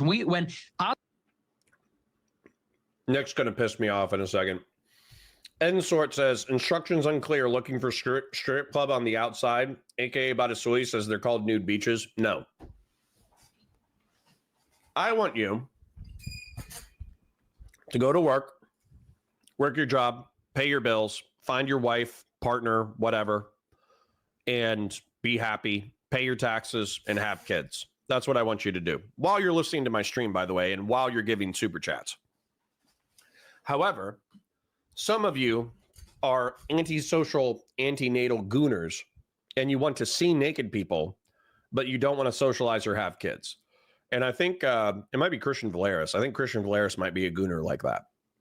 And so what we've determined is that going outside and meeting people, even at a strip club, and seeing, naked women is better than you languishing in a basement somewhere, never talking to another human ever again.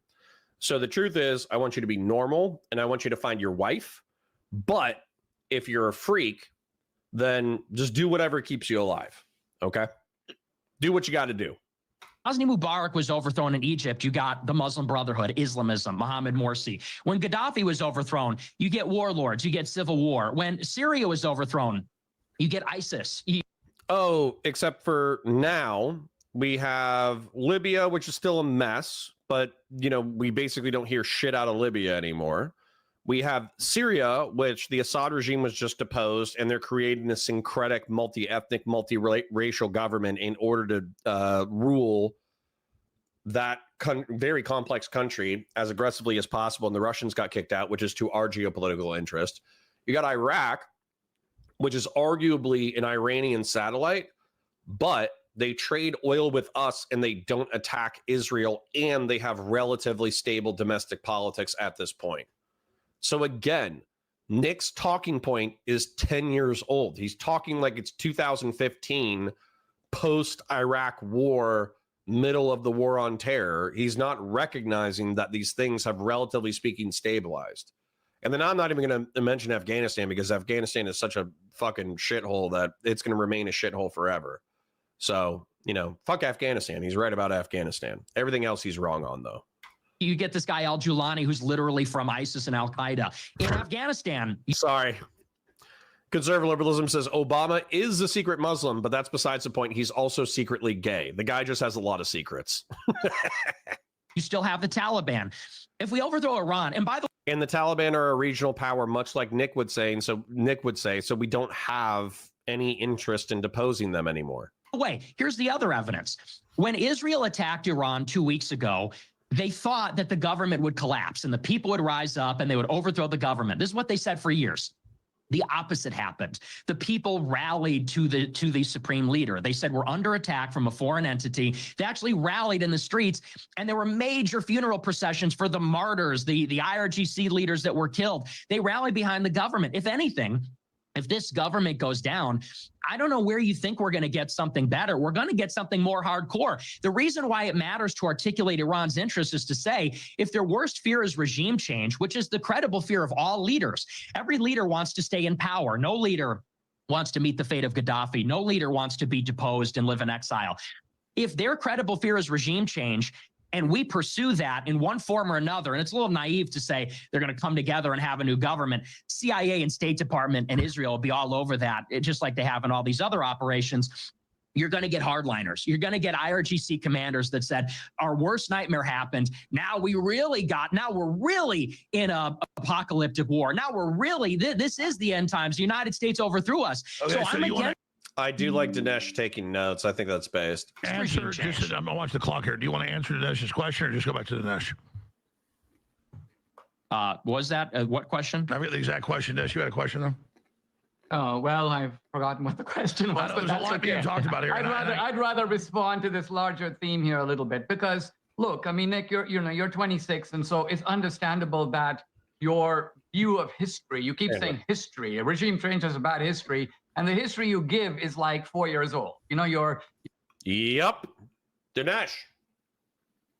Jazz hands for Dinesh. Your compass is so narrow that you don't understand that I could give you 40 examples of regime change through history that have all worked out beautifully. Some recent, some more ancient. There was regime change in Spain. Franco fell. Spain became a democracy. You had autocrats all over South America. Those regimes all changed. Many of those countries are much better off as a result. Yep. Cornelius Cadre says, there's no right to access white people. We must preserve our birthrights, advance prejudice and racism on all fronts. This is the way. Cornelius, you are wasting your life on an online LARP. Okay. I don't know if you're American. If you're American, you're 100% wasting your life on an online LARP. There might be some like ethno-religious movements in Europe that might become politically or socially relevant just because ethnicity has been the way that Europeans have identified themselves for a few centuries. So it's probably not going anywhere for a while. But I'm telling you, if you're American, you are absolutely wasting your life hanging out with schizophrenic freaks on the internet. I'm sorry. Yeah, it's just true. Like if you're a Groyper or a Chrisnat with like ethno-nat tendencies, I'm sorry. You're no one's going to like you. No one's going to want to hang out with you. No one's going to want to be your friend. Nobody's going to want to have your kids. The few schizo Nazi girls that you find who do want to have your kids are going to be riddled with disease and methamphetamine addictions. So you're just ruining like you only have like 60 to 80 years on this planet left, and you're just wasting that time. It's sad. Yeah. Puzzle-headed Cook says, I like hardworking Hispanic neighbors who work hard and mind their business. I don't like going to 7-Eleven and it's a little Haiti. Sure. I don't think we should have like ethno-religious enclaves of people who make America a carbon copy of their home country. You came to the United States for a reason. You came for security. You came for economic opportunity. You came for education. You came for this. You came for that. Yeah, they should be integrated. As an example, I have a friend who I served with named Teddy Laguerre, first generation Haitian, but he was smart, nice, kind, lycée educated. He was brought up in the French education system, and he was applying for his citizenship, and he was a good dude. I would view Teddy Laguerre as an integration model, whereas if there was a dozen Haitian dudes hanging out around 7-Eleven, verbally accosting people as they walk in and out of the store, I would view that as not integration. The United States produced regime change in Mexico. There was a dictator named Santana. He was the one who actually came and fought against us in the Alamo and in Texas. Ultimately, Santana was overthrown. That was excellent regime change. I'm not even counting, of course, the Nazi regime in Japan. Mr. Hader says, have you ever known any illegals or MS-13 or Latin Kings? Have you ever had talks with them? Mr. Hader, yeah. I used to be in fucking law enforcement, and the black community that was pretty fucked up and had the most amount of violence was slowly gentrified by Hispanic immigrants. And the Hispanic immigrants, because a substantive amount of them weren't documented, they kept to themselves and they handled their own shit. When it comes to MS-13 or Latin Kings, this is like the most dumbass fucking talking point. And I'm sorry for getting mad, but I was already grumpy before we started this content. So, I'm going to blame you guys, all right? Do you think I want Latin Kings running like different streets in America, do you think that I want them to operate with impunity? Or do you think that because I'm a fucking Republican, I believe in the rule of law and I believe in law enforcement, so much so that I served in law enforcement myself? And so I would support aggressive prosecution and breaking up of criminal street gangs. Like, you make this mistake thinking that, like, oh, I'm hanging out with libs and I'm hanging out with progressives who want like random lib and progressive shit. So you just assume that I'm like soft on crime or something and I want the streets to be run by Latin street gangs. Fuck no. Break them up, arrest them, prosecute them, break up human trafficking rings, break up drug rings, throw them in fucking jail, give them 10, 20-year sentences depending on the crimes charged. And then effectively run, I hate to say it, but it's true, effectively run counterinsurgency operations against aggressive militant street gangs. You think I have a problem with that? I dedicated my life to that. When I was in the Marine Corps during the 4 years, we were exclusively talking about counterinsurgency. When I was in law enforcement, weirdly enough, a lot of the things that I saw in law enforcement were almost direct parallels to the kinds of operations that American warriors were conducting in the War on Terror. So I don't know where you would ever get this idea that I would be like, yeah, I love MS-13. Are you a fucking idiot?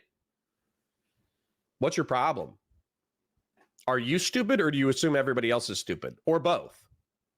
And in World War II, the Soviet Union was regime change of an excellent quality. So regime change sometimes works and sometimes it doesn't work. A lot of times it depends kind of on who does it and how. Now, here's a key point, and of course, Alex has brought up Israel. I want to get into Israel, so I'm happy to do that. Here's the point I want to make. It is very much, in my view, in our interest and Israel to have regime change in Iran. And if Israel is willing to do it, I would say more power to them. I think Trump is stopping them. Trump says, no, I'm going to save the life of Khamenei. And so Trump, in this sense, I think, is more allergic to the risks of regime change and willing. Mr. Hader, you're a fucking idiot.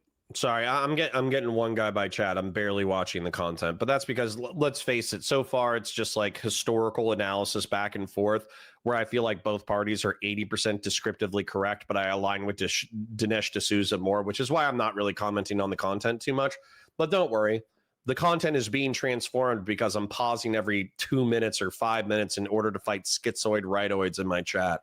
None of you actually went outside. The bullshit talking point, hardworking Hispanics is always spewed by people who never ever met an illegal from Mexico. You're an idiot. My friends, I have friends who are GCs and contractors who have used Hispanic immigrant legal and illegal labor for decades. You think that like they go to the construction site and the Hispanics are just running around doing cocaine, punching each other in the face? No, they're busting their asses. I used to work in kitchens, and half of the back end staff was Hispanic labor, both legal and illegal. And they were hardworking as a motherfucker, and they were polite as a motherfucker. Like, you haven't been outside, motherfucker. It's not me. I worked in restaurants. I worked construction admin. I served in the military. I served in law enforcement. I guarantee you, I've, number one, been outside way more than you. And number two, I've interacted with way more Hispanics than you, both legal and illegal. Like, you're an idiot. Go outside. To keep the mullahs in power. But what's really important here is Israel is not controlling Trump. It's the other way around. If you leave it to Netanyahu, you leave it to the Knesset, they would like to overthrow the mullahs, and they have the power to do it. And the fact that they're not doing it shows that, again, to use my old phrase, the great Satan is controlling the little Satan and not the other way around. There's another example just from today.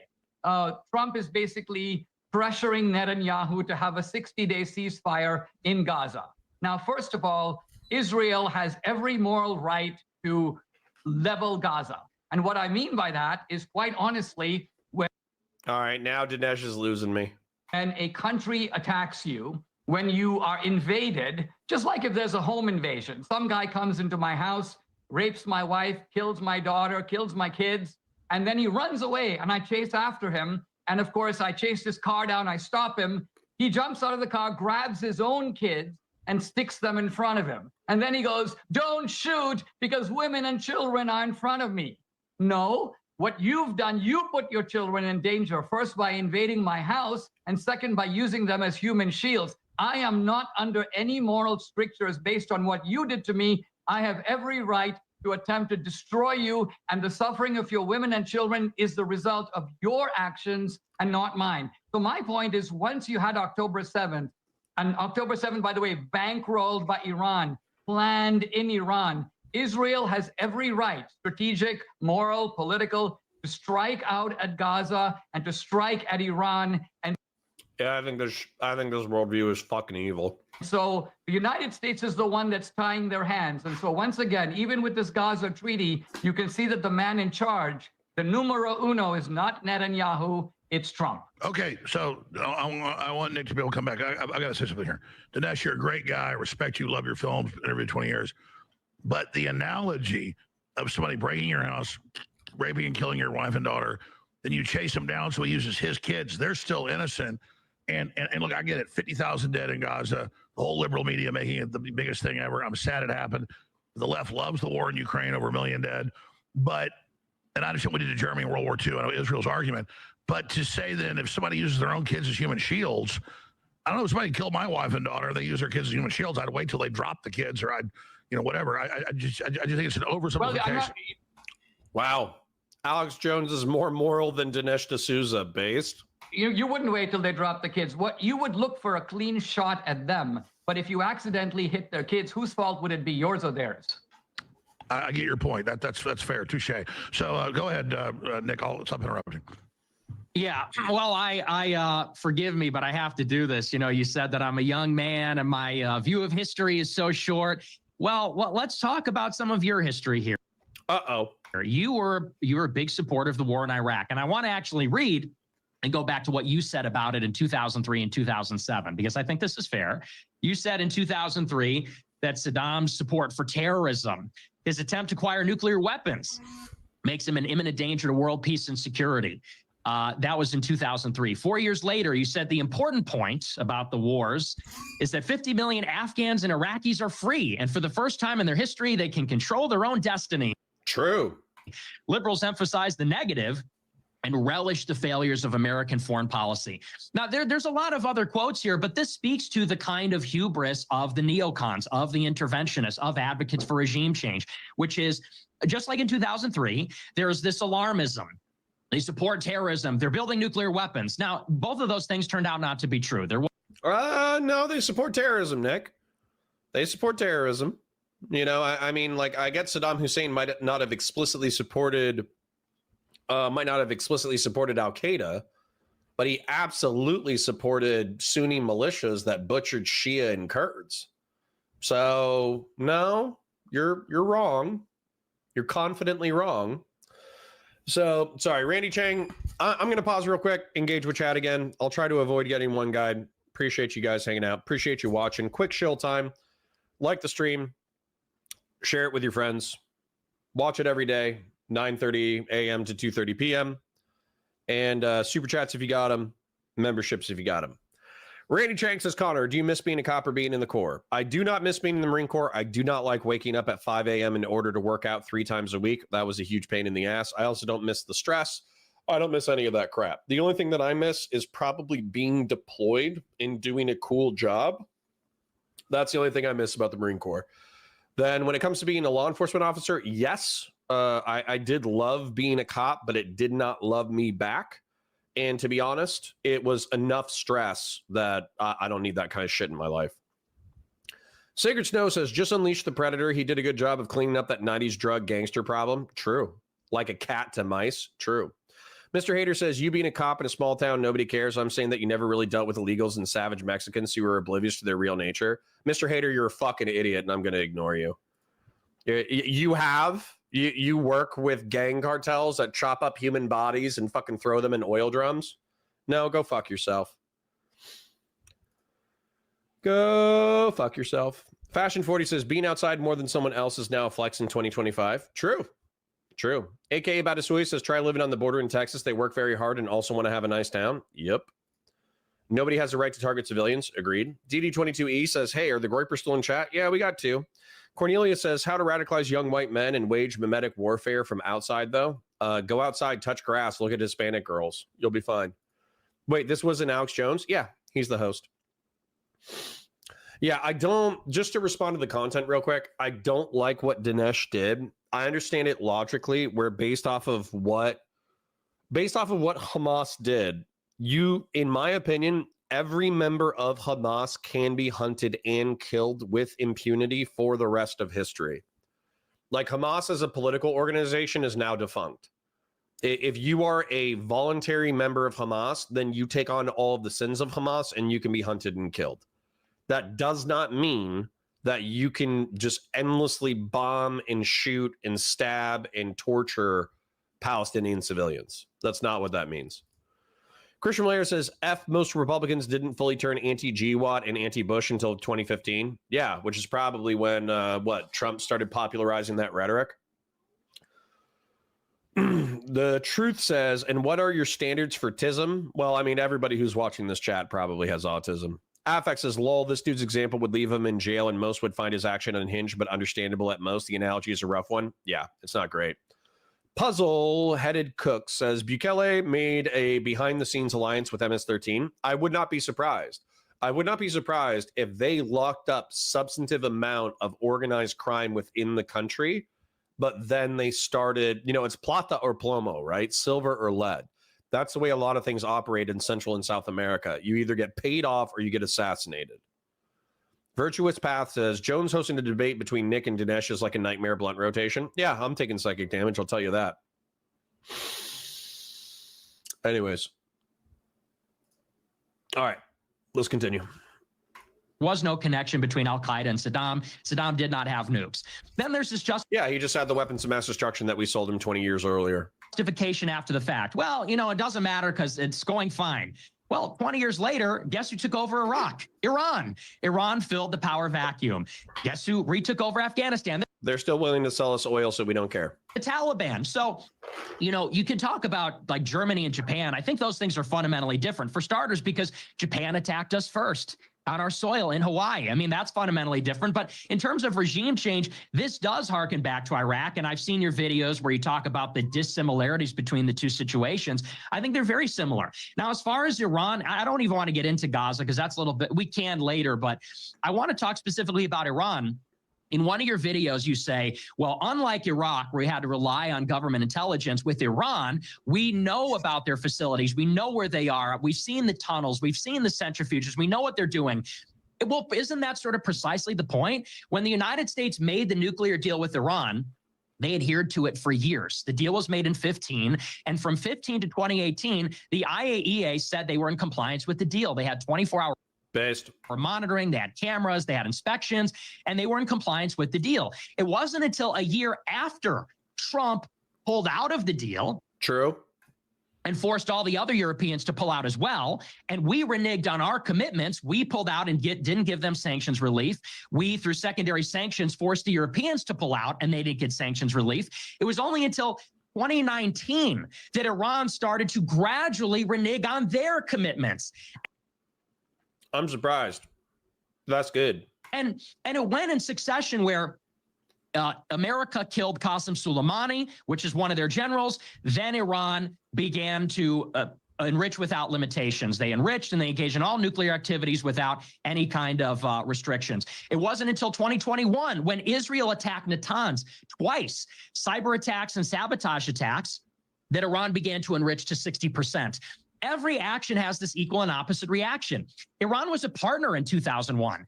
Iran helped us build the Northern Alliance. They helped us put Karzai in power in Afghanistan. A few months later, George Bush calls them the axis of evil. This is how we treat Iran. Now, okay, I'm not defending. I'm just looking at the clock. You guys interrupt each other just every few minutes. Yeah, they're kind of both the kings of rant argumentation. Maybe I should just go bing, and the other person interrupts. You guys are so polite. Dinesh? All right. Well, first of all, I want to do a mea culpa here because I was wrong about the Iraq war. not because I said Iraq had I'm sorry, about Iraq war, not because I said Iraq had nuclear weapons. Of course, you remember with George W. Bush, the claim was that they had these so-called weapons of mass destruction. Not quite the same as nukes, but the idea was it could be chemical weapons. It could be a weapon that could kill a large number of people. Which we sold to him in the 1980s. Please remember that. Now, this information, which was given to us from high levels in the U.S. government, I think was the first case where we learned that we can't always trust the government.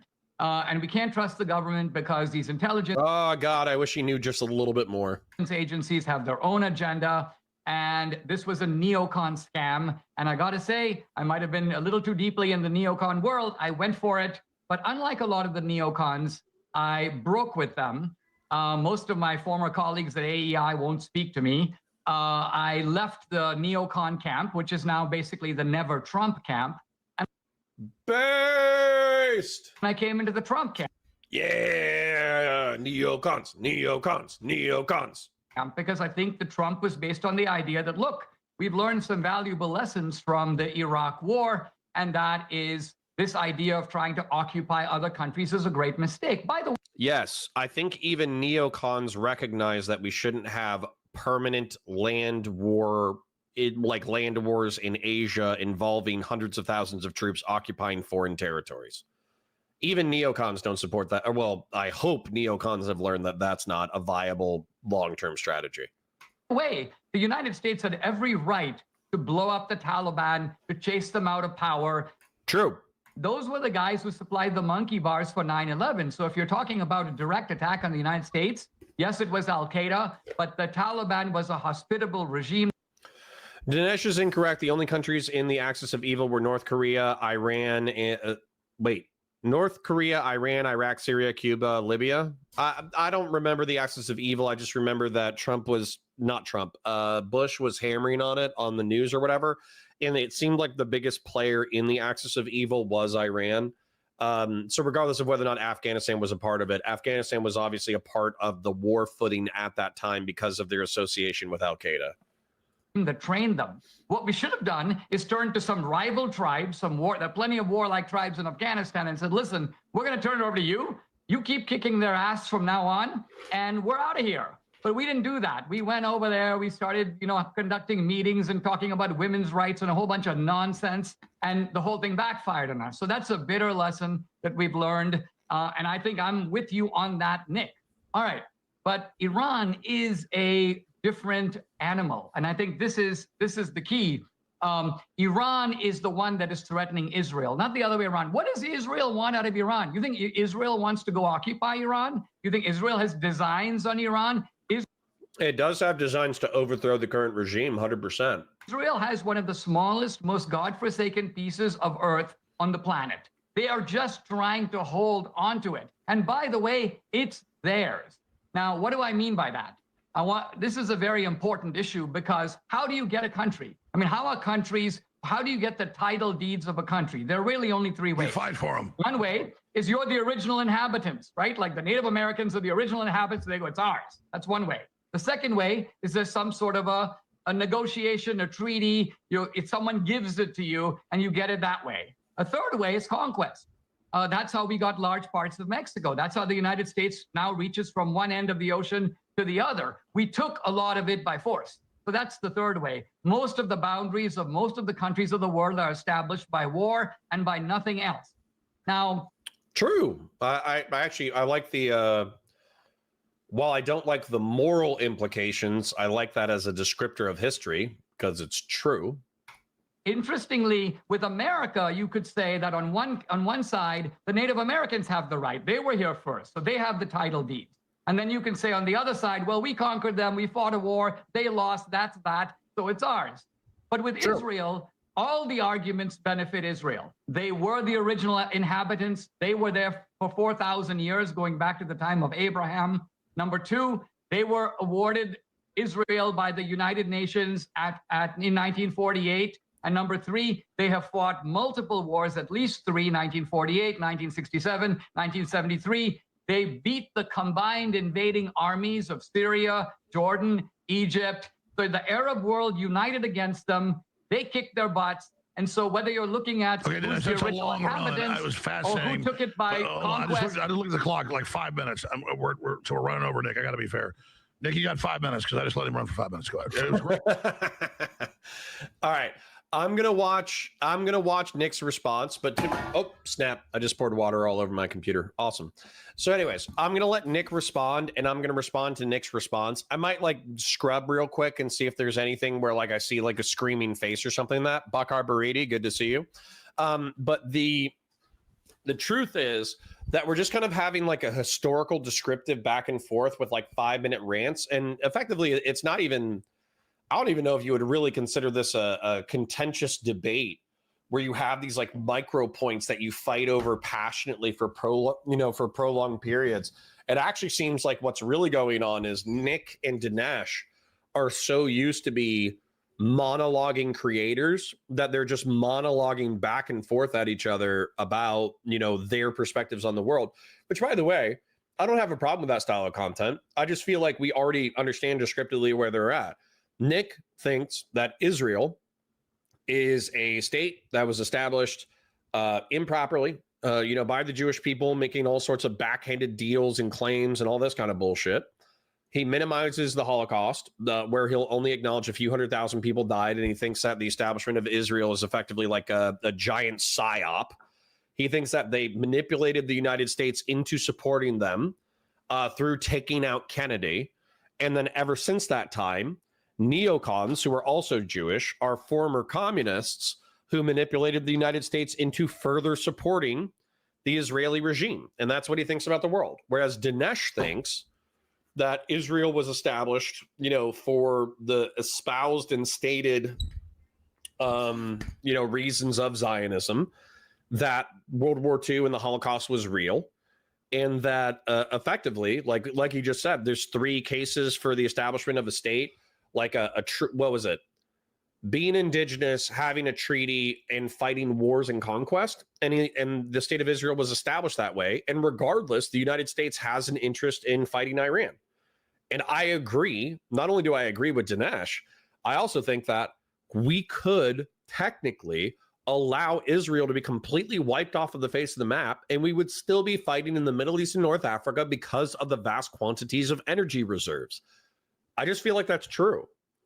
So who controls the oil? Regardless of whether or not we make an individual profit off of it, we don't need to make a profit off of it. We just need access to the raw material.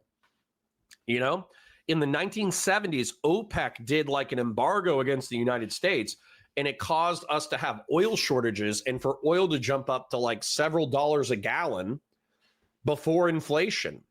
What was it? I'll just Google it real quick. OPEC crisis. The OPEC crisis generally refers to the 1973 oil crisis and the subsequent 1979 energy crisis, both of which significantly impacted global energy markets and economies. These crises were largely driven by actions taken by the Organization of Petroleum Exporting Countries, particularly its Arab members, in response to geopolitical events and conflicts in the Middle East. In response to the Yom Kippur War, Arab members of OPEC imposed an oil embargo on the United States and other nations that supported Israel in 1973. And then in 1979, the Iranian Revolution and subsequent instability in the Middle East significantly disrupted oil production and supply. Similar to 1973, the crisis led to a surge in oil prices and renewed concerns about energy security. This is why the United States is in the Middle East and North Africa. What are you talking about, Justin? All right, I'm going to get one guide. Matter of fact, we're going to wrap this up, and I'm going to get one guide with chat real quick. Let me go ahead and summarize, and then I'm going to fight chat. So anyways, in summary, Nick versus Dinesh D'Souza didn't end up being as spicy as I thought it would be. It just ended up being Nick and Dinesh kind of like good faith doing historical rants at each other, which is interesting. But, it's kind of slow. So no offense to Nick. I love the geopolitical rants. I feel like they're 70 to 80% accurate. I feel like he commits lies of omission. I also feel like Dinesh D'Souza, we caught him lying about a couple of things. I would have to go back into the VOD in order to go through it. But there's a couple of details that he just had a very convenient pro-American, pro-Israel narrative on that I felt was frustratingly inaccurate and probably a lie of commission, not omission. So that's frustrating, but I do align obviously with Dinesh more than I align with Nick. So anyways, end of segment. Let me fight with chat because chat is pissing me off.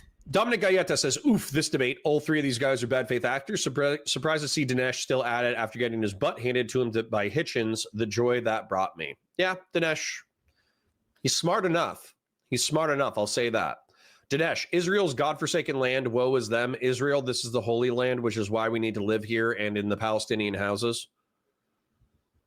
I kind of know what you're saying, but, you know, better water than Diet Coke. True. I'm going to go with that. T-Gate 2, Watergate. True. Cordelia says the last quarter was about Jewish influence and power. Ooh, maybe we'll go back for Jewish influence and power then, because that might get spicy. Eric Dom says letting Connor pour his tea over his keyboard for our dead homies. Indeed. Well, he's certainly charismatic to adopt so many lost boys. Yep. Justin, that's just not true, Connor. We are the richest and most powerful country. For oil, we already do with Saudi Arabia. Justin, what the fuck do you think that we do every single day? You guys have fucking elementary school understandings of politics, okay? Let me tell you what war was like 100 years ago. War 100 years ago meant you blew up the entire fucking country. That's what war meant 100 years ago. You would actually just carpet bomb every single fucking city that you bumped into. The reason why we burned Dresden wasn't for some there was like some military factory there, but we also just bombed that in order to convince Germans like, hey, don't fuck with us. That's how we conducted warfare. In Korea, I think we bombed every single building that had 2 fucking stones on it, and we wiped out a quarter of the population. That's war, okay? Going into a country, deposing the military, and then trying to quell a civil war is war, but it's infinitely less hostile than the Vietnam conflict, which was also another counterinsurgency war, and was infinitely less hostile than World War II or Korea. So you just thinking that we're at war because people bomb each other all the time is fucking retarded, Justin. I'm just going to tell you. I'm going to use another R slur. I'm sorry, Ken. It just came out. Sorry, Haircut Commander. I'm going to try to reel back in the ableist slurs. I'm going to try to bring it back. But it's very, very, very, very, very dumb. Okay? Very dumb. Do you think diplomacy with Saudi Arabia happened by accident?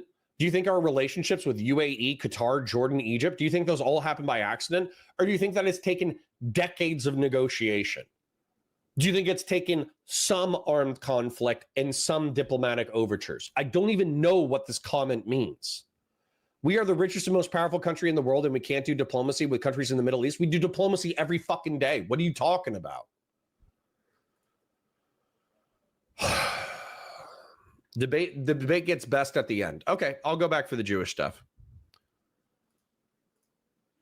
I'm mad at chat because they're saying like, oh, like we have to do war. And it's like, dude, have I not said the Clausewitz quote to you again? Clausewitz says war is diplomacy by other means. You do diplomacy, and then when you can't do diplomacy, you do war.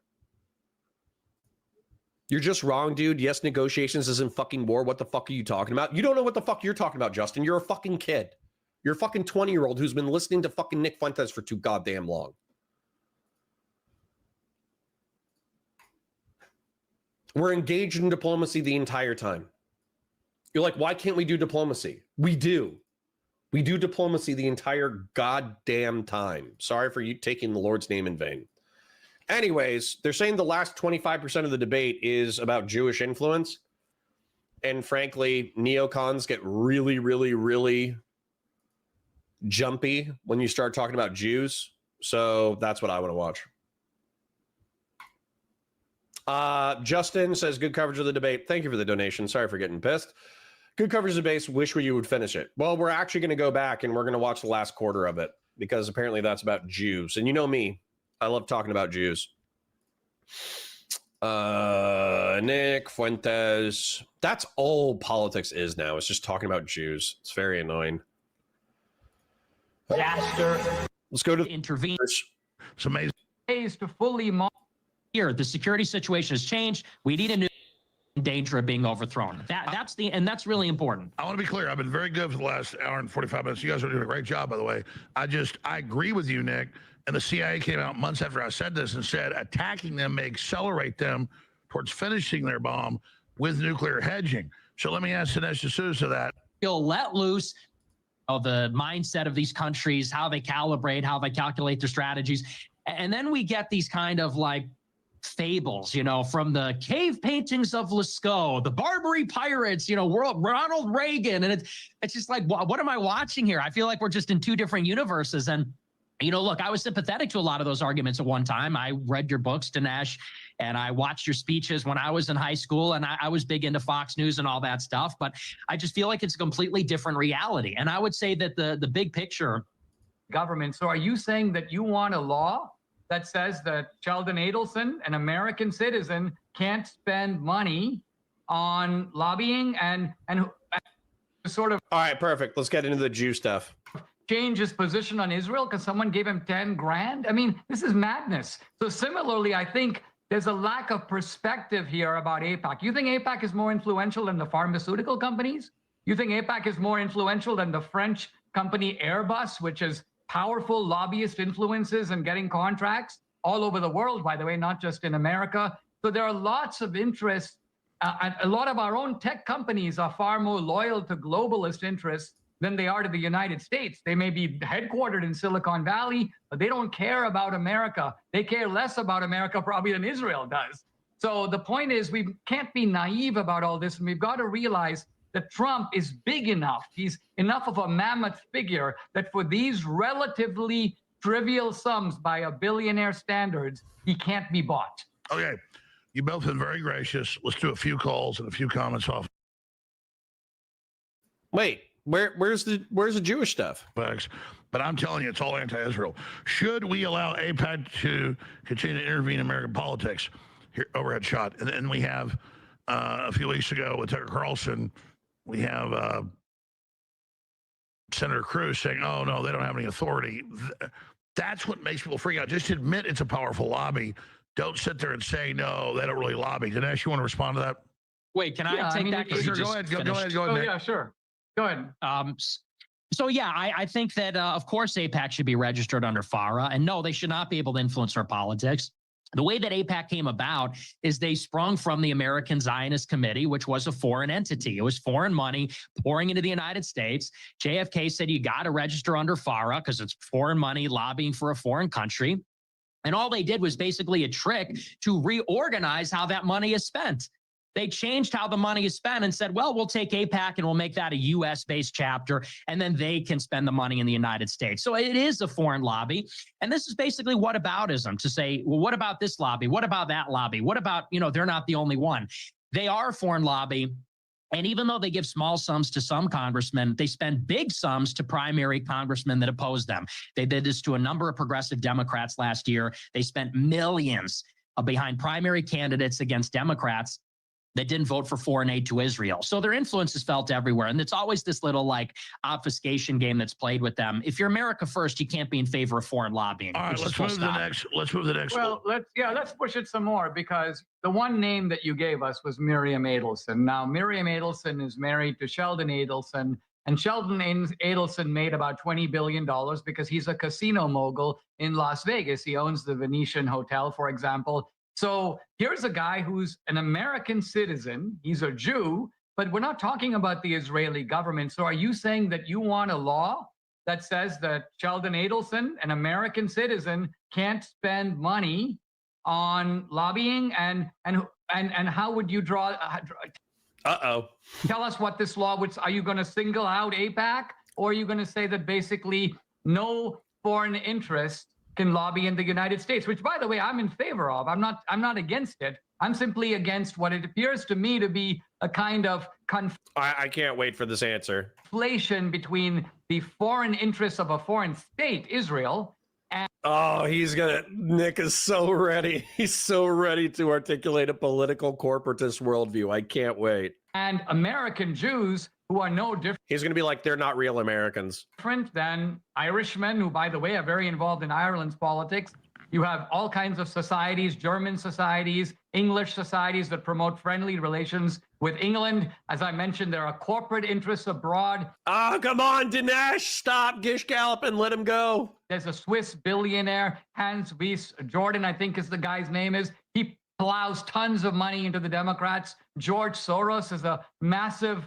influence, a lot of money that's made abroad, now being deployed within American politics. So yeah, if you want to have some restrictions on foreign money, I say more power to it.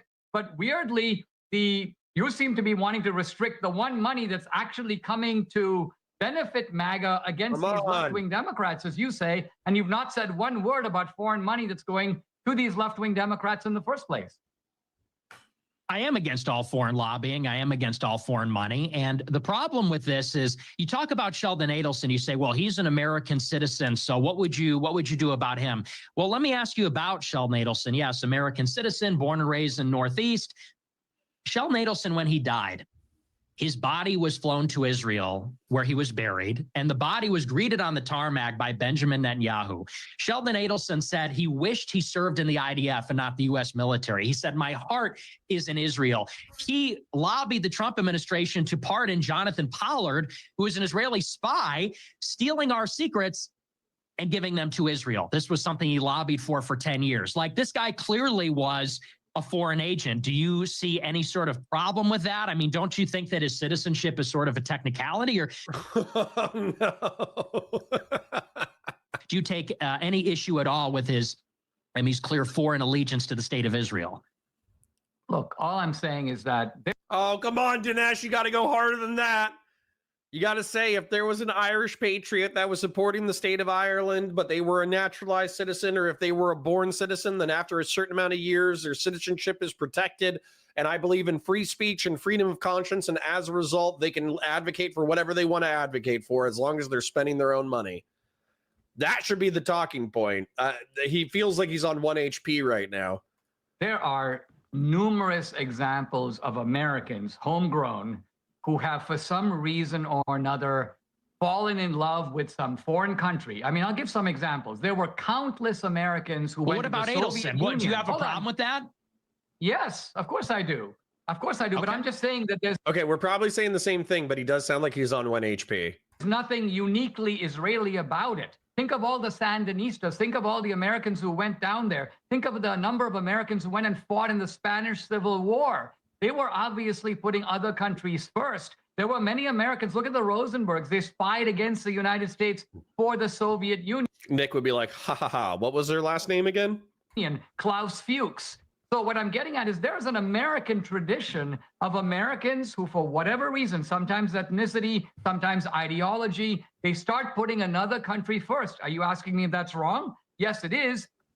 And I think when they break the law, they should be punished, as the Rosenbergs, of course, were put to death. Klaus Fuchs was arrested. So we have laws and we should enforce them. A lot of times, a lot of this bad stuff goes on because people in this country, our own people, allow it to happen. How did we get 10 million illegals? Because the Biden-Harris people went to the border basically and said, wink, wink, wink, come on over. So Well, do they I didn't say like wink, the wink, wink. illegals? No. Biden said, when But I we did let win, them in.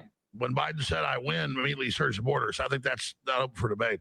You guys are gracious. Let's hit a few phone calls and we'll end this debate. This is amazing. Thank you to Dinesh D'Souza. Thank you, Nick Fuentes. We've got loaded phone lines, hundreds of questions. Let's just get to a few of these real fast. So when I go to these callers, ask your question or make your statement. We're going to go to the next person. Ronan in Texas, you're on the air with our guests during this debate. Go ahead. Yeah, I'll make this brief, and hopefully, Nick, you go on Rumble after this. But this is a question framed to Dinesh. The entire Middle East hates us because of us acting as a proxy since around 48.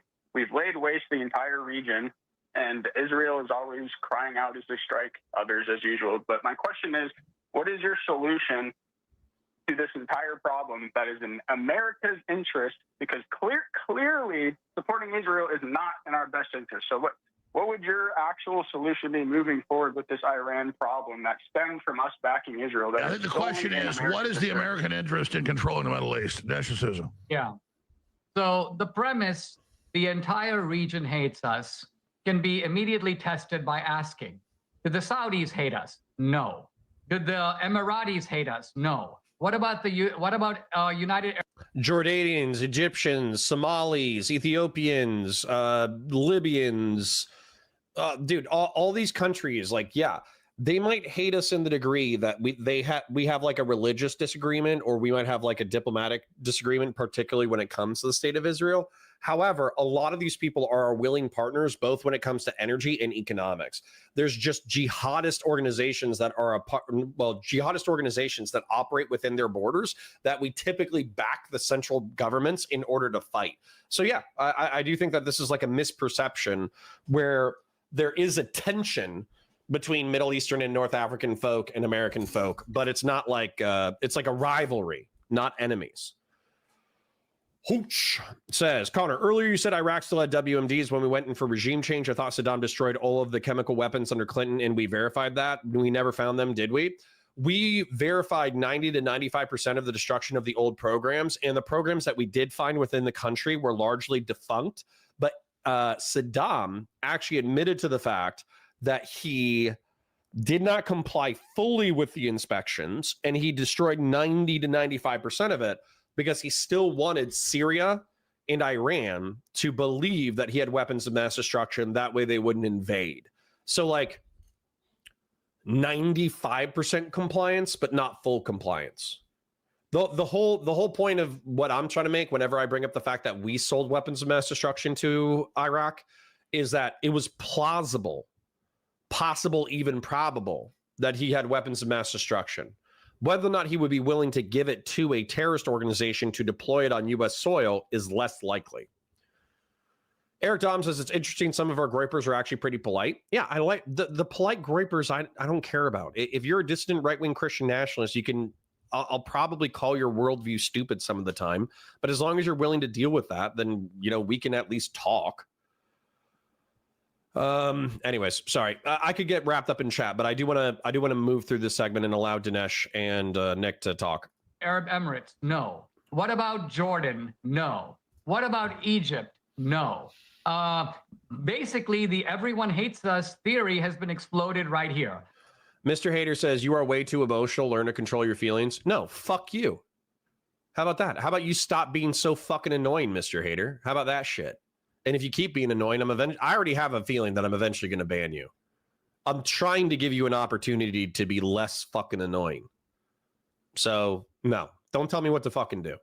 Because the majority of people I just mentioned, probably the majority in the region, don't hate us in the first place. So who hates us? Iran hates us. The jihadis in Syria hate us, granted. And the reason they hate us, I would suggest, has somewhat to do with Israel, but far more. Iran doesn't care about the Palestinians. Iran cares about the United States. They use the Palestinians as a pawn. Now, what's the solution? When Trump first said it, I couldn't even believe it. And it's taken me some weeks or even months to get my head around it. When he said, turn Gaza into a resort, it sounded kind of crazy.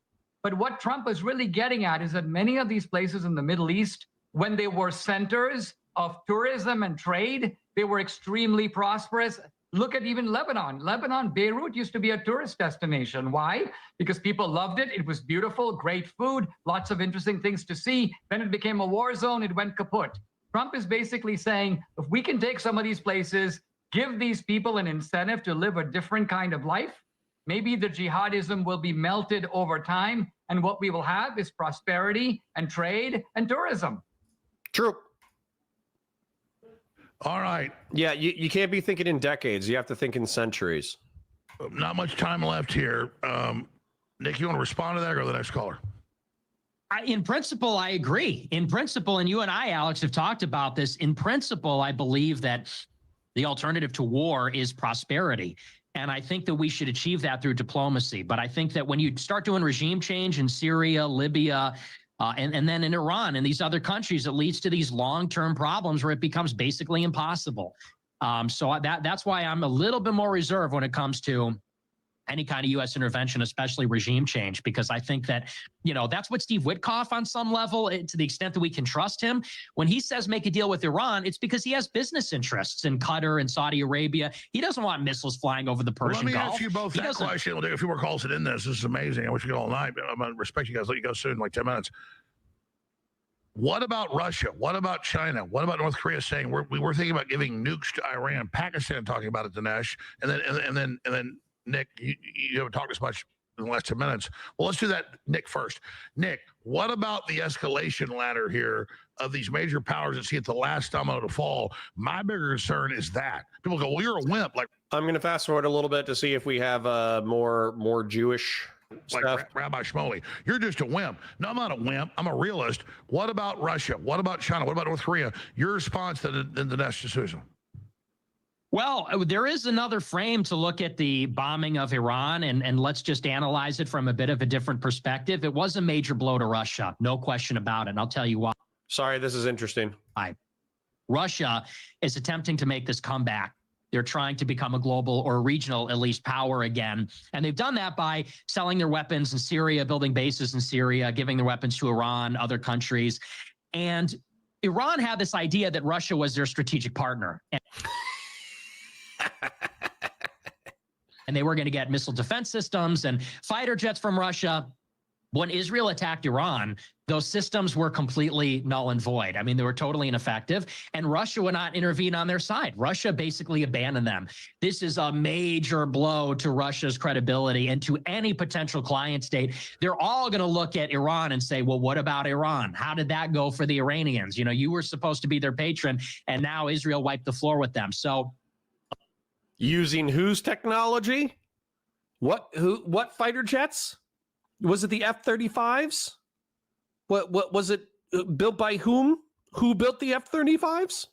although I think there's more acute ramifications in the Middle East, without a question, this is, I mean, let's just be honest. Russia's point that it's the U.S. is the dog and Israel's the tail. But I don't think that's why the United States did it. I think that that was a byproduct. And I think that, again, that's what we can say in this narrow timeline right now. I think that we're trapped in regime change in Iran. I think that's going to be extremely negative in the long term. But one of the byproducts, because they're, you know, like we invaded. Yeah, dude, hold up. So this is actually a point that I want to make, though. Why shouldn't the neocons be ecstatic right now? Because obviously, like, I'm hoping that most neocons don't think that there should be 250,000 U.S. troops in Iran. I hope that most neocons are not cheering on a ground war in Eurasia again. However, how can we not be ecstatic that an Israeli-American technological and defense partnership was able to cripple the energy weapons development program? I'm talking about like the nukes development program of Iran. And not only were they able to do that through an aerial bombing campaign, which might have confusing results, but effectively what it showed is that Russia is a paper tiger. Russia can't even with the United States backstabbing Ukraine right now, Russia is unable to take the country in an immediate military offensive. Their 3-day operation is now a 3-year operation. They've lost 500,000 people, 250,000 dead, 250,000 injured. And they also, all of their military tech that was supposed to defend against American technology in Iran was ineffective. And when Iran said, hey, we could use your help, Russia said, we're kind of busy right now. How is that not an absolute neocon W? Why would we listen to Nick about anything? Invaded Iraq. That is what forced Iran to stop weaponizing. We invaded Iraq. Syria and Libya abandoned their WMD right, I need to handle something. Like, I'll be right back. It has byproducts that you can say are positive, but you have to take it all together. Okay, so I think that's a good byproduct. Well, I mean, I think it's kind of it diminishes Trump not to recognize that he's thought of this, right? I mean, if China is more reluctant to invade Taiwan, if Russia is more reluctant to take on a second conflict above and beyond Ukraine, I even saw Putin say something very interesting where he goes, not only do I have my hands full in Ukraine, but he goes, there are 2 million Russian Jews living in Israel. And he says, I got to take that into account. So this was an angle I hadn't really thought of, which is the number of Russians who emigrated to Israel. And apparently Putin has some thought for those guys. So I'm saying that I think Nick thinks, well, we did it because we're pawns of Israel and we got some good benefits out of it. I'm pretty sure that Trump had those benefits also firmly in mind when he did what he did. Let's show the world that we are not, this is not the Biden-Harris regime anymore. We're not the world's patsies. We're not going to be sending pallets of cash to you. If you misbehave, we're going to clobber you the way Reagan did, the way Thomas Jefferson did, and that is America first. All right, Sailor in Florida. You're here with Dinesh D'Souza, Nick Fuentes for this historic debate. Go ahead. Sailor in Florida. Go ahead. Hello. So I have a question for Mr. Dinesh D'Souza. So you say that, and you didn't explain why Israel has the right to that land. You said there's many reasons a country might, but you didn't get into that. But my question for They're historically a part of the people. They were established by the Mandate of Palestine as having some right to the land. There was people who were dividing it up, so they were established by a treaty. And then also through military conquest, they established the state of Israel. So the three ways in which states are established, Israel did all three. For you, and you also say Judeo-Christian values. Well, Jesus says, you have heard it said, therefore I say. And Jesus said, I'm going to have this temple that you're seeing here is going to be destroyed. So, and then it was, and then they were exiled from the land. Oh, great. Classic Christian worldview on anti-Semitism. Classic. So how could you as a Christian believe that God intentionally destroyed the temple and had them scattered for 2,000 years, and suddenly now once more they are entitled to this land? They believe that Jesus is burning in hell. So how can you say they are entitled to that land? There is no difference, no Jew nor Greek, we are all one under Christ, and they reject Christ. So why are we fighting for them to have the Holy Land? It should be ours. Jesus lived there. Okay, thank you. It should be ours. New Christian Imperium. Holy shit. Sailor, Dinesh D'Souza, go ahead. Yeah, there are two aspects to all this. One is a sort of theological one, and the other is historical. When I mentioned earlier about this is their original or aboriginal or their land, I was actually making an historical point. But let me address the theological one very briefly first.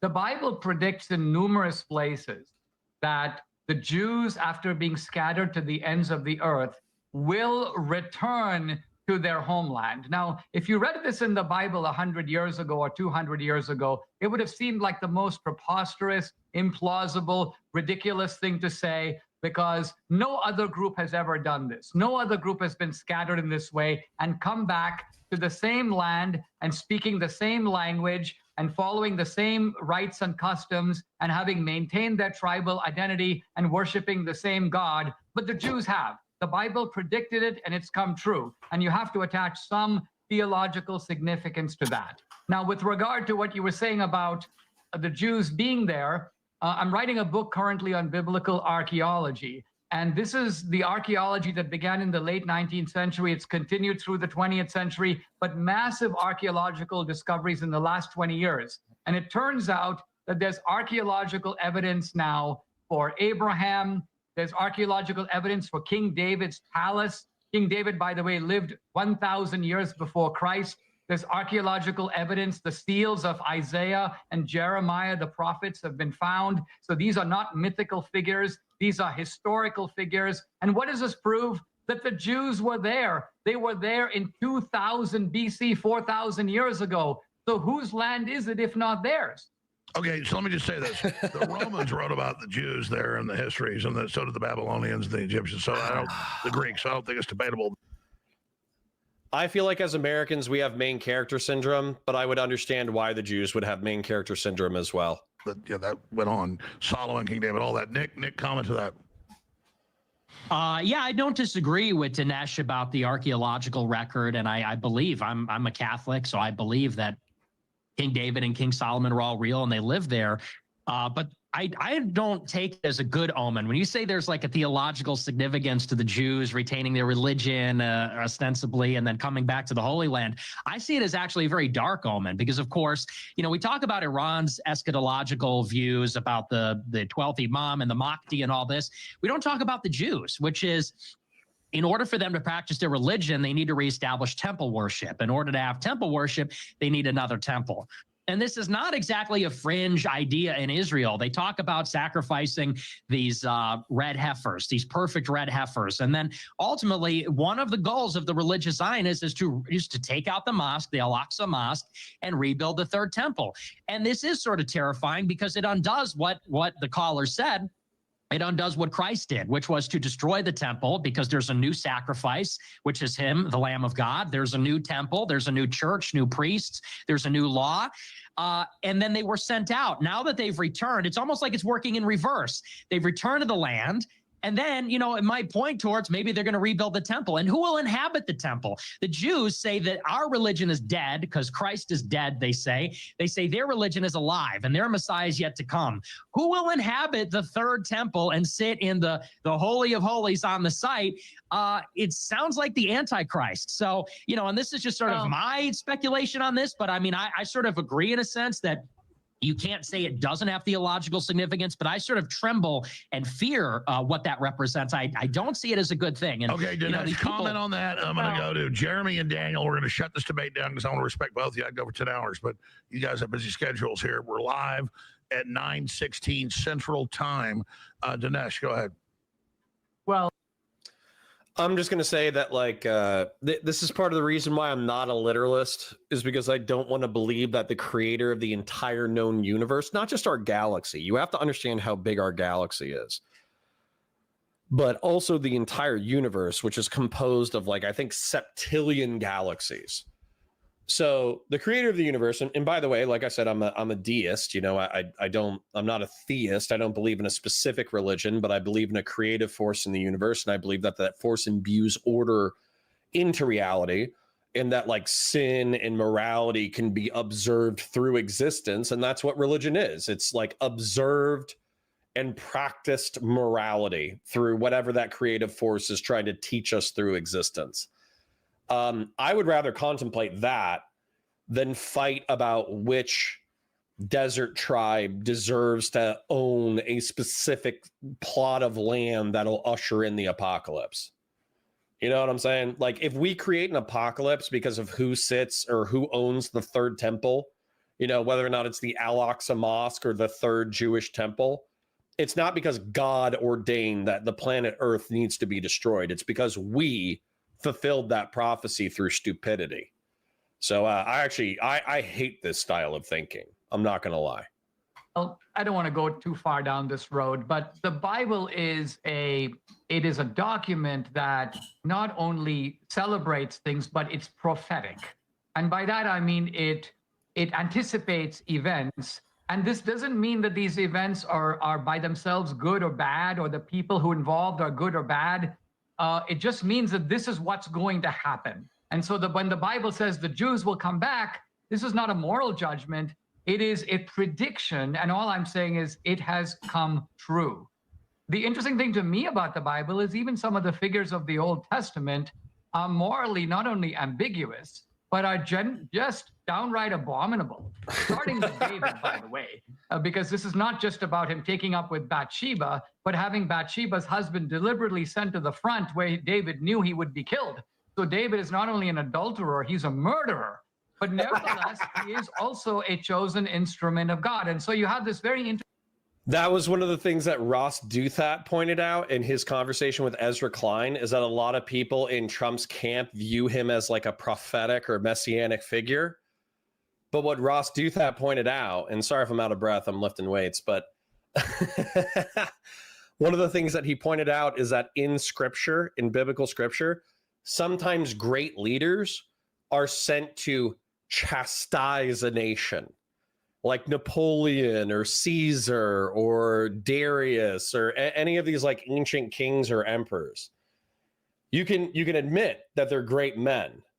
You can also admit that they created incredible destruction. Interesting duality in understanding the Bible, where on the one hand you have figures who are dubious in their own right, and we would not admire them in any way. And as Nick says, they're a little scary. Trump. But they are nevertheless instruments of God. Nick? Yeah, I agree with that.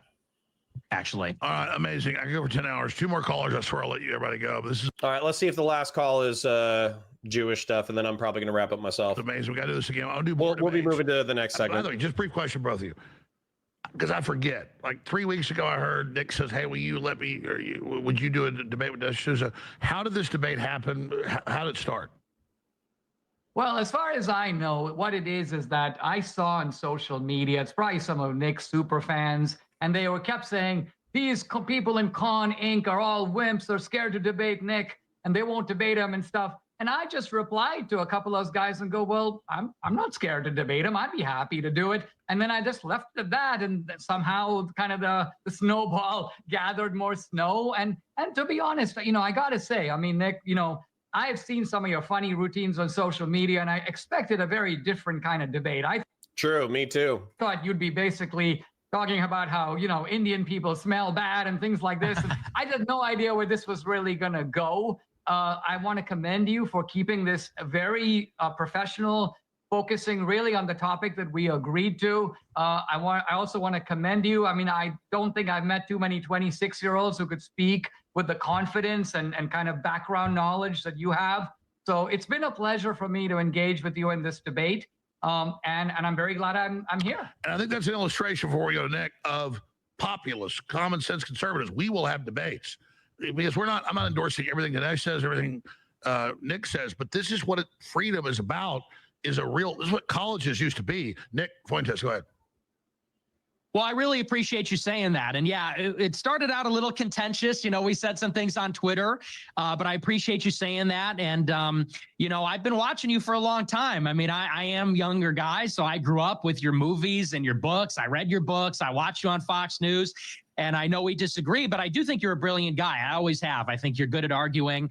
And I've argued this subject with a lot of people.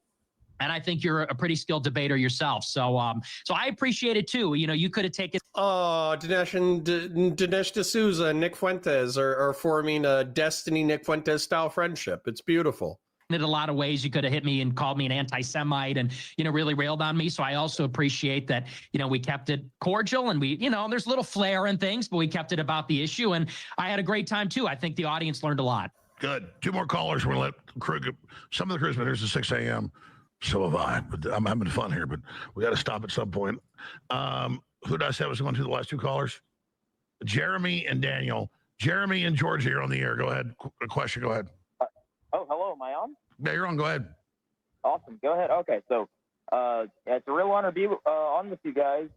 Nick, as a young man, you've been a huge inspiration to me. Seriously, you give me, people like me a voice. Dinesh, you're a total staple in the movement. Your work's been foundational. This is worrisome to me. It's not because Nick doesn't deserve to represent the dissident right or the Christian nationalist, which is a part of our politics. My fear is that it will become more popular if left unchallenged by people who are hostile to it and capable of dismantling the talking points. That's my fear. For years, I think you're amazing. And Alex, man, people call you crazy. You've been right more than wrong, of course. And history just keeps on proving it. It's grateful to be able to speak to all 3 of you guys. But well, sure. Thanks for the comments about us, but you want to talk about boots on the ground, which is a good question. So go ahead. Okay, I'm just going to go ahead and pause it there and wrap it up. If you want to watch the original, it's available on Rumble. I'll do another real quick summary for it. Sorry, let me full screen it. So effectively, we got a good debate. We got a good debate between Nick Fuentes and Dinesh D'Souza. It seems like both of them are pretty competent about analyzing and studying history. My main criticisms of Nick are not that he doesn't describe history with a certain level of descriptive and factual basis. He actually does a really good job of that. My issue is that I feel like he does sins of omission, whereby omitting the Holocaust or sanitizing or minimizing the effects of 9/11, or by minimizing or sanitizing our desire for petroleum and control of the world's energy supply. Effectively, he creates this parallel narrative where the reason why we're involved in the Middle East and North Africa isn't because of energy, it's because of Israel. Whereas I think the truth is probably in the middle. Bear in mind, I have pretty strong centrist bona fides. I think that the historical narrative of the reestablishment of the state of Israel does gain a lot of sympathy from Europeans and from some Americans, because effectively we believe that a third of their population was wiped out in World War II. And so we think that there should be a safe place on the planet for Jews to be, and that happens to be half in the United States of America and half in Israel. That's kind of the way that things have shaken out. Then when it comes to American sympathy to Israel, the Middle East and North Africa has effectively attacked Israel 2 or 3 times, lost every single war, and the United States has made sure that there wasn't a second Holocaust in Israel. Through supporting them financially and militarily and all that kind of jazz and diplomatically. So, it's the question of whether or not you view that as a problem. I don't view either one of those things as problems. Dinesh doesn't seem to view those as problems. Nick does. And that's the core of the debate. All right, I'm out. Parasocial love. Have a great day. Bye for now.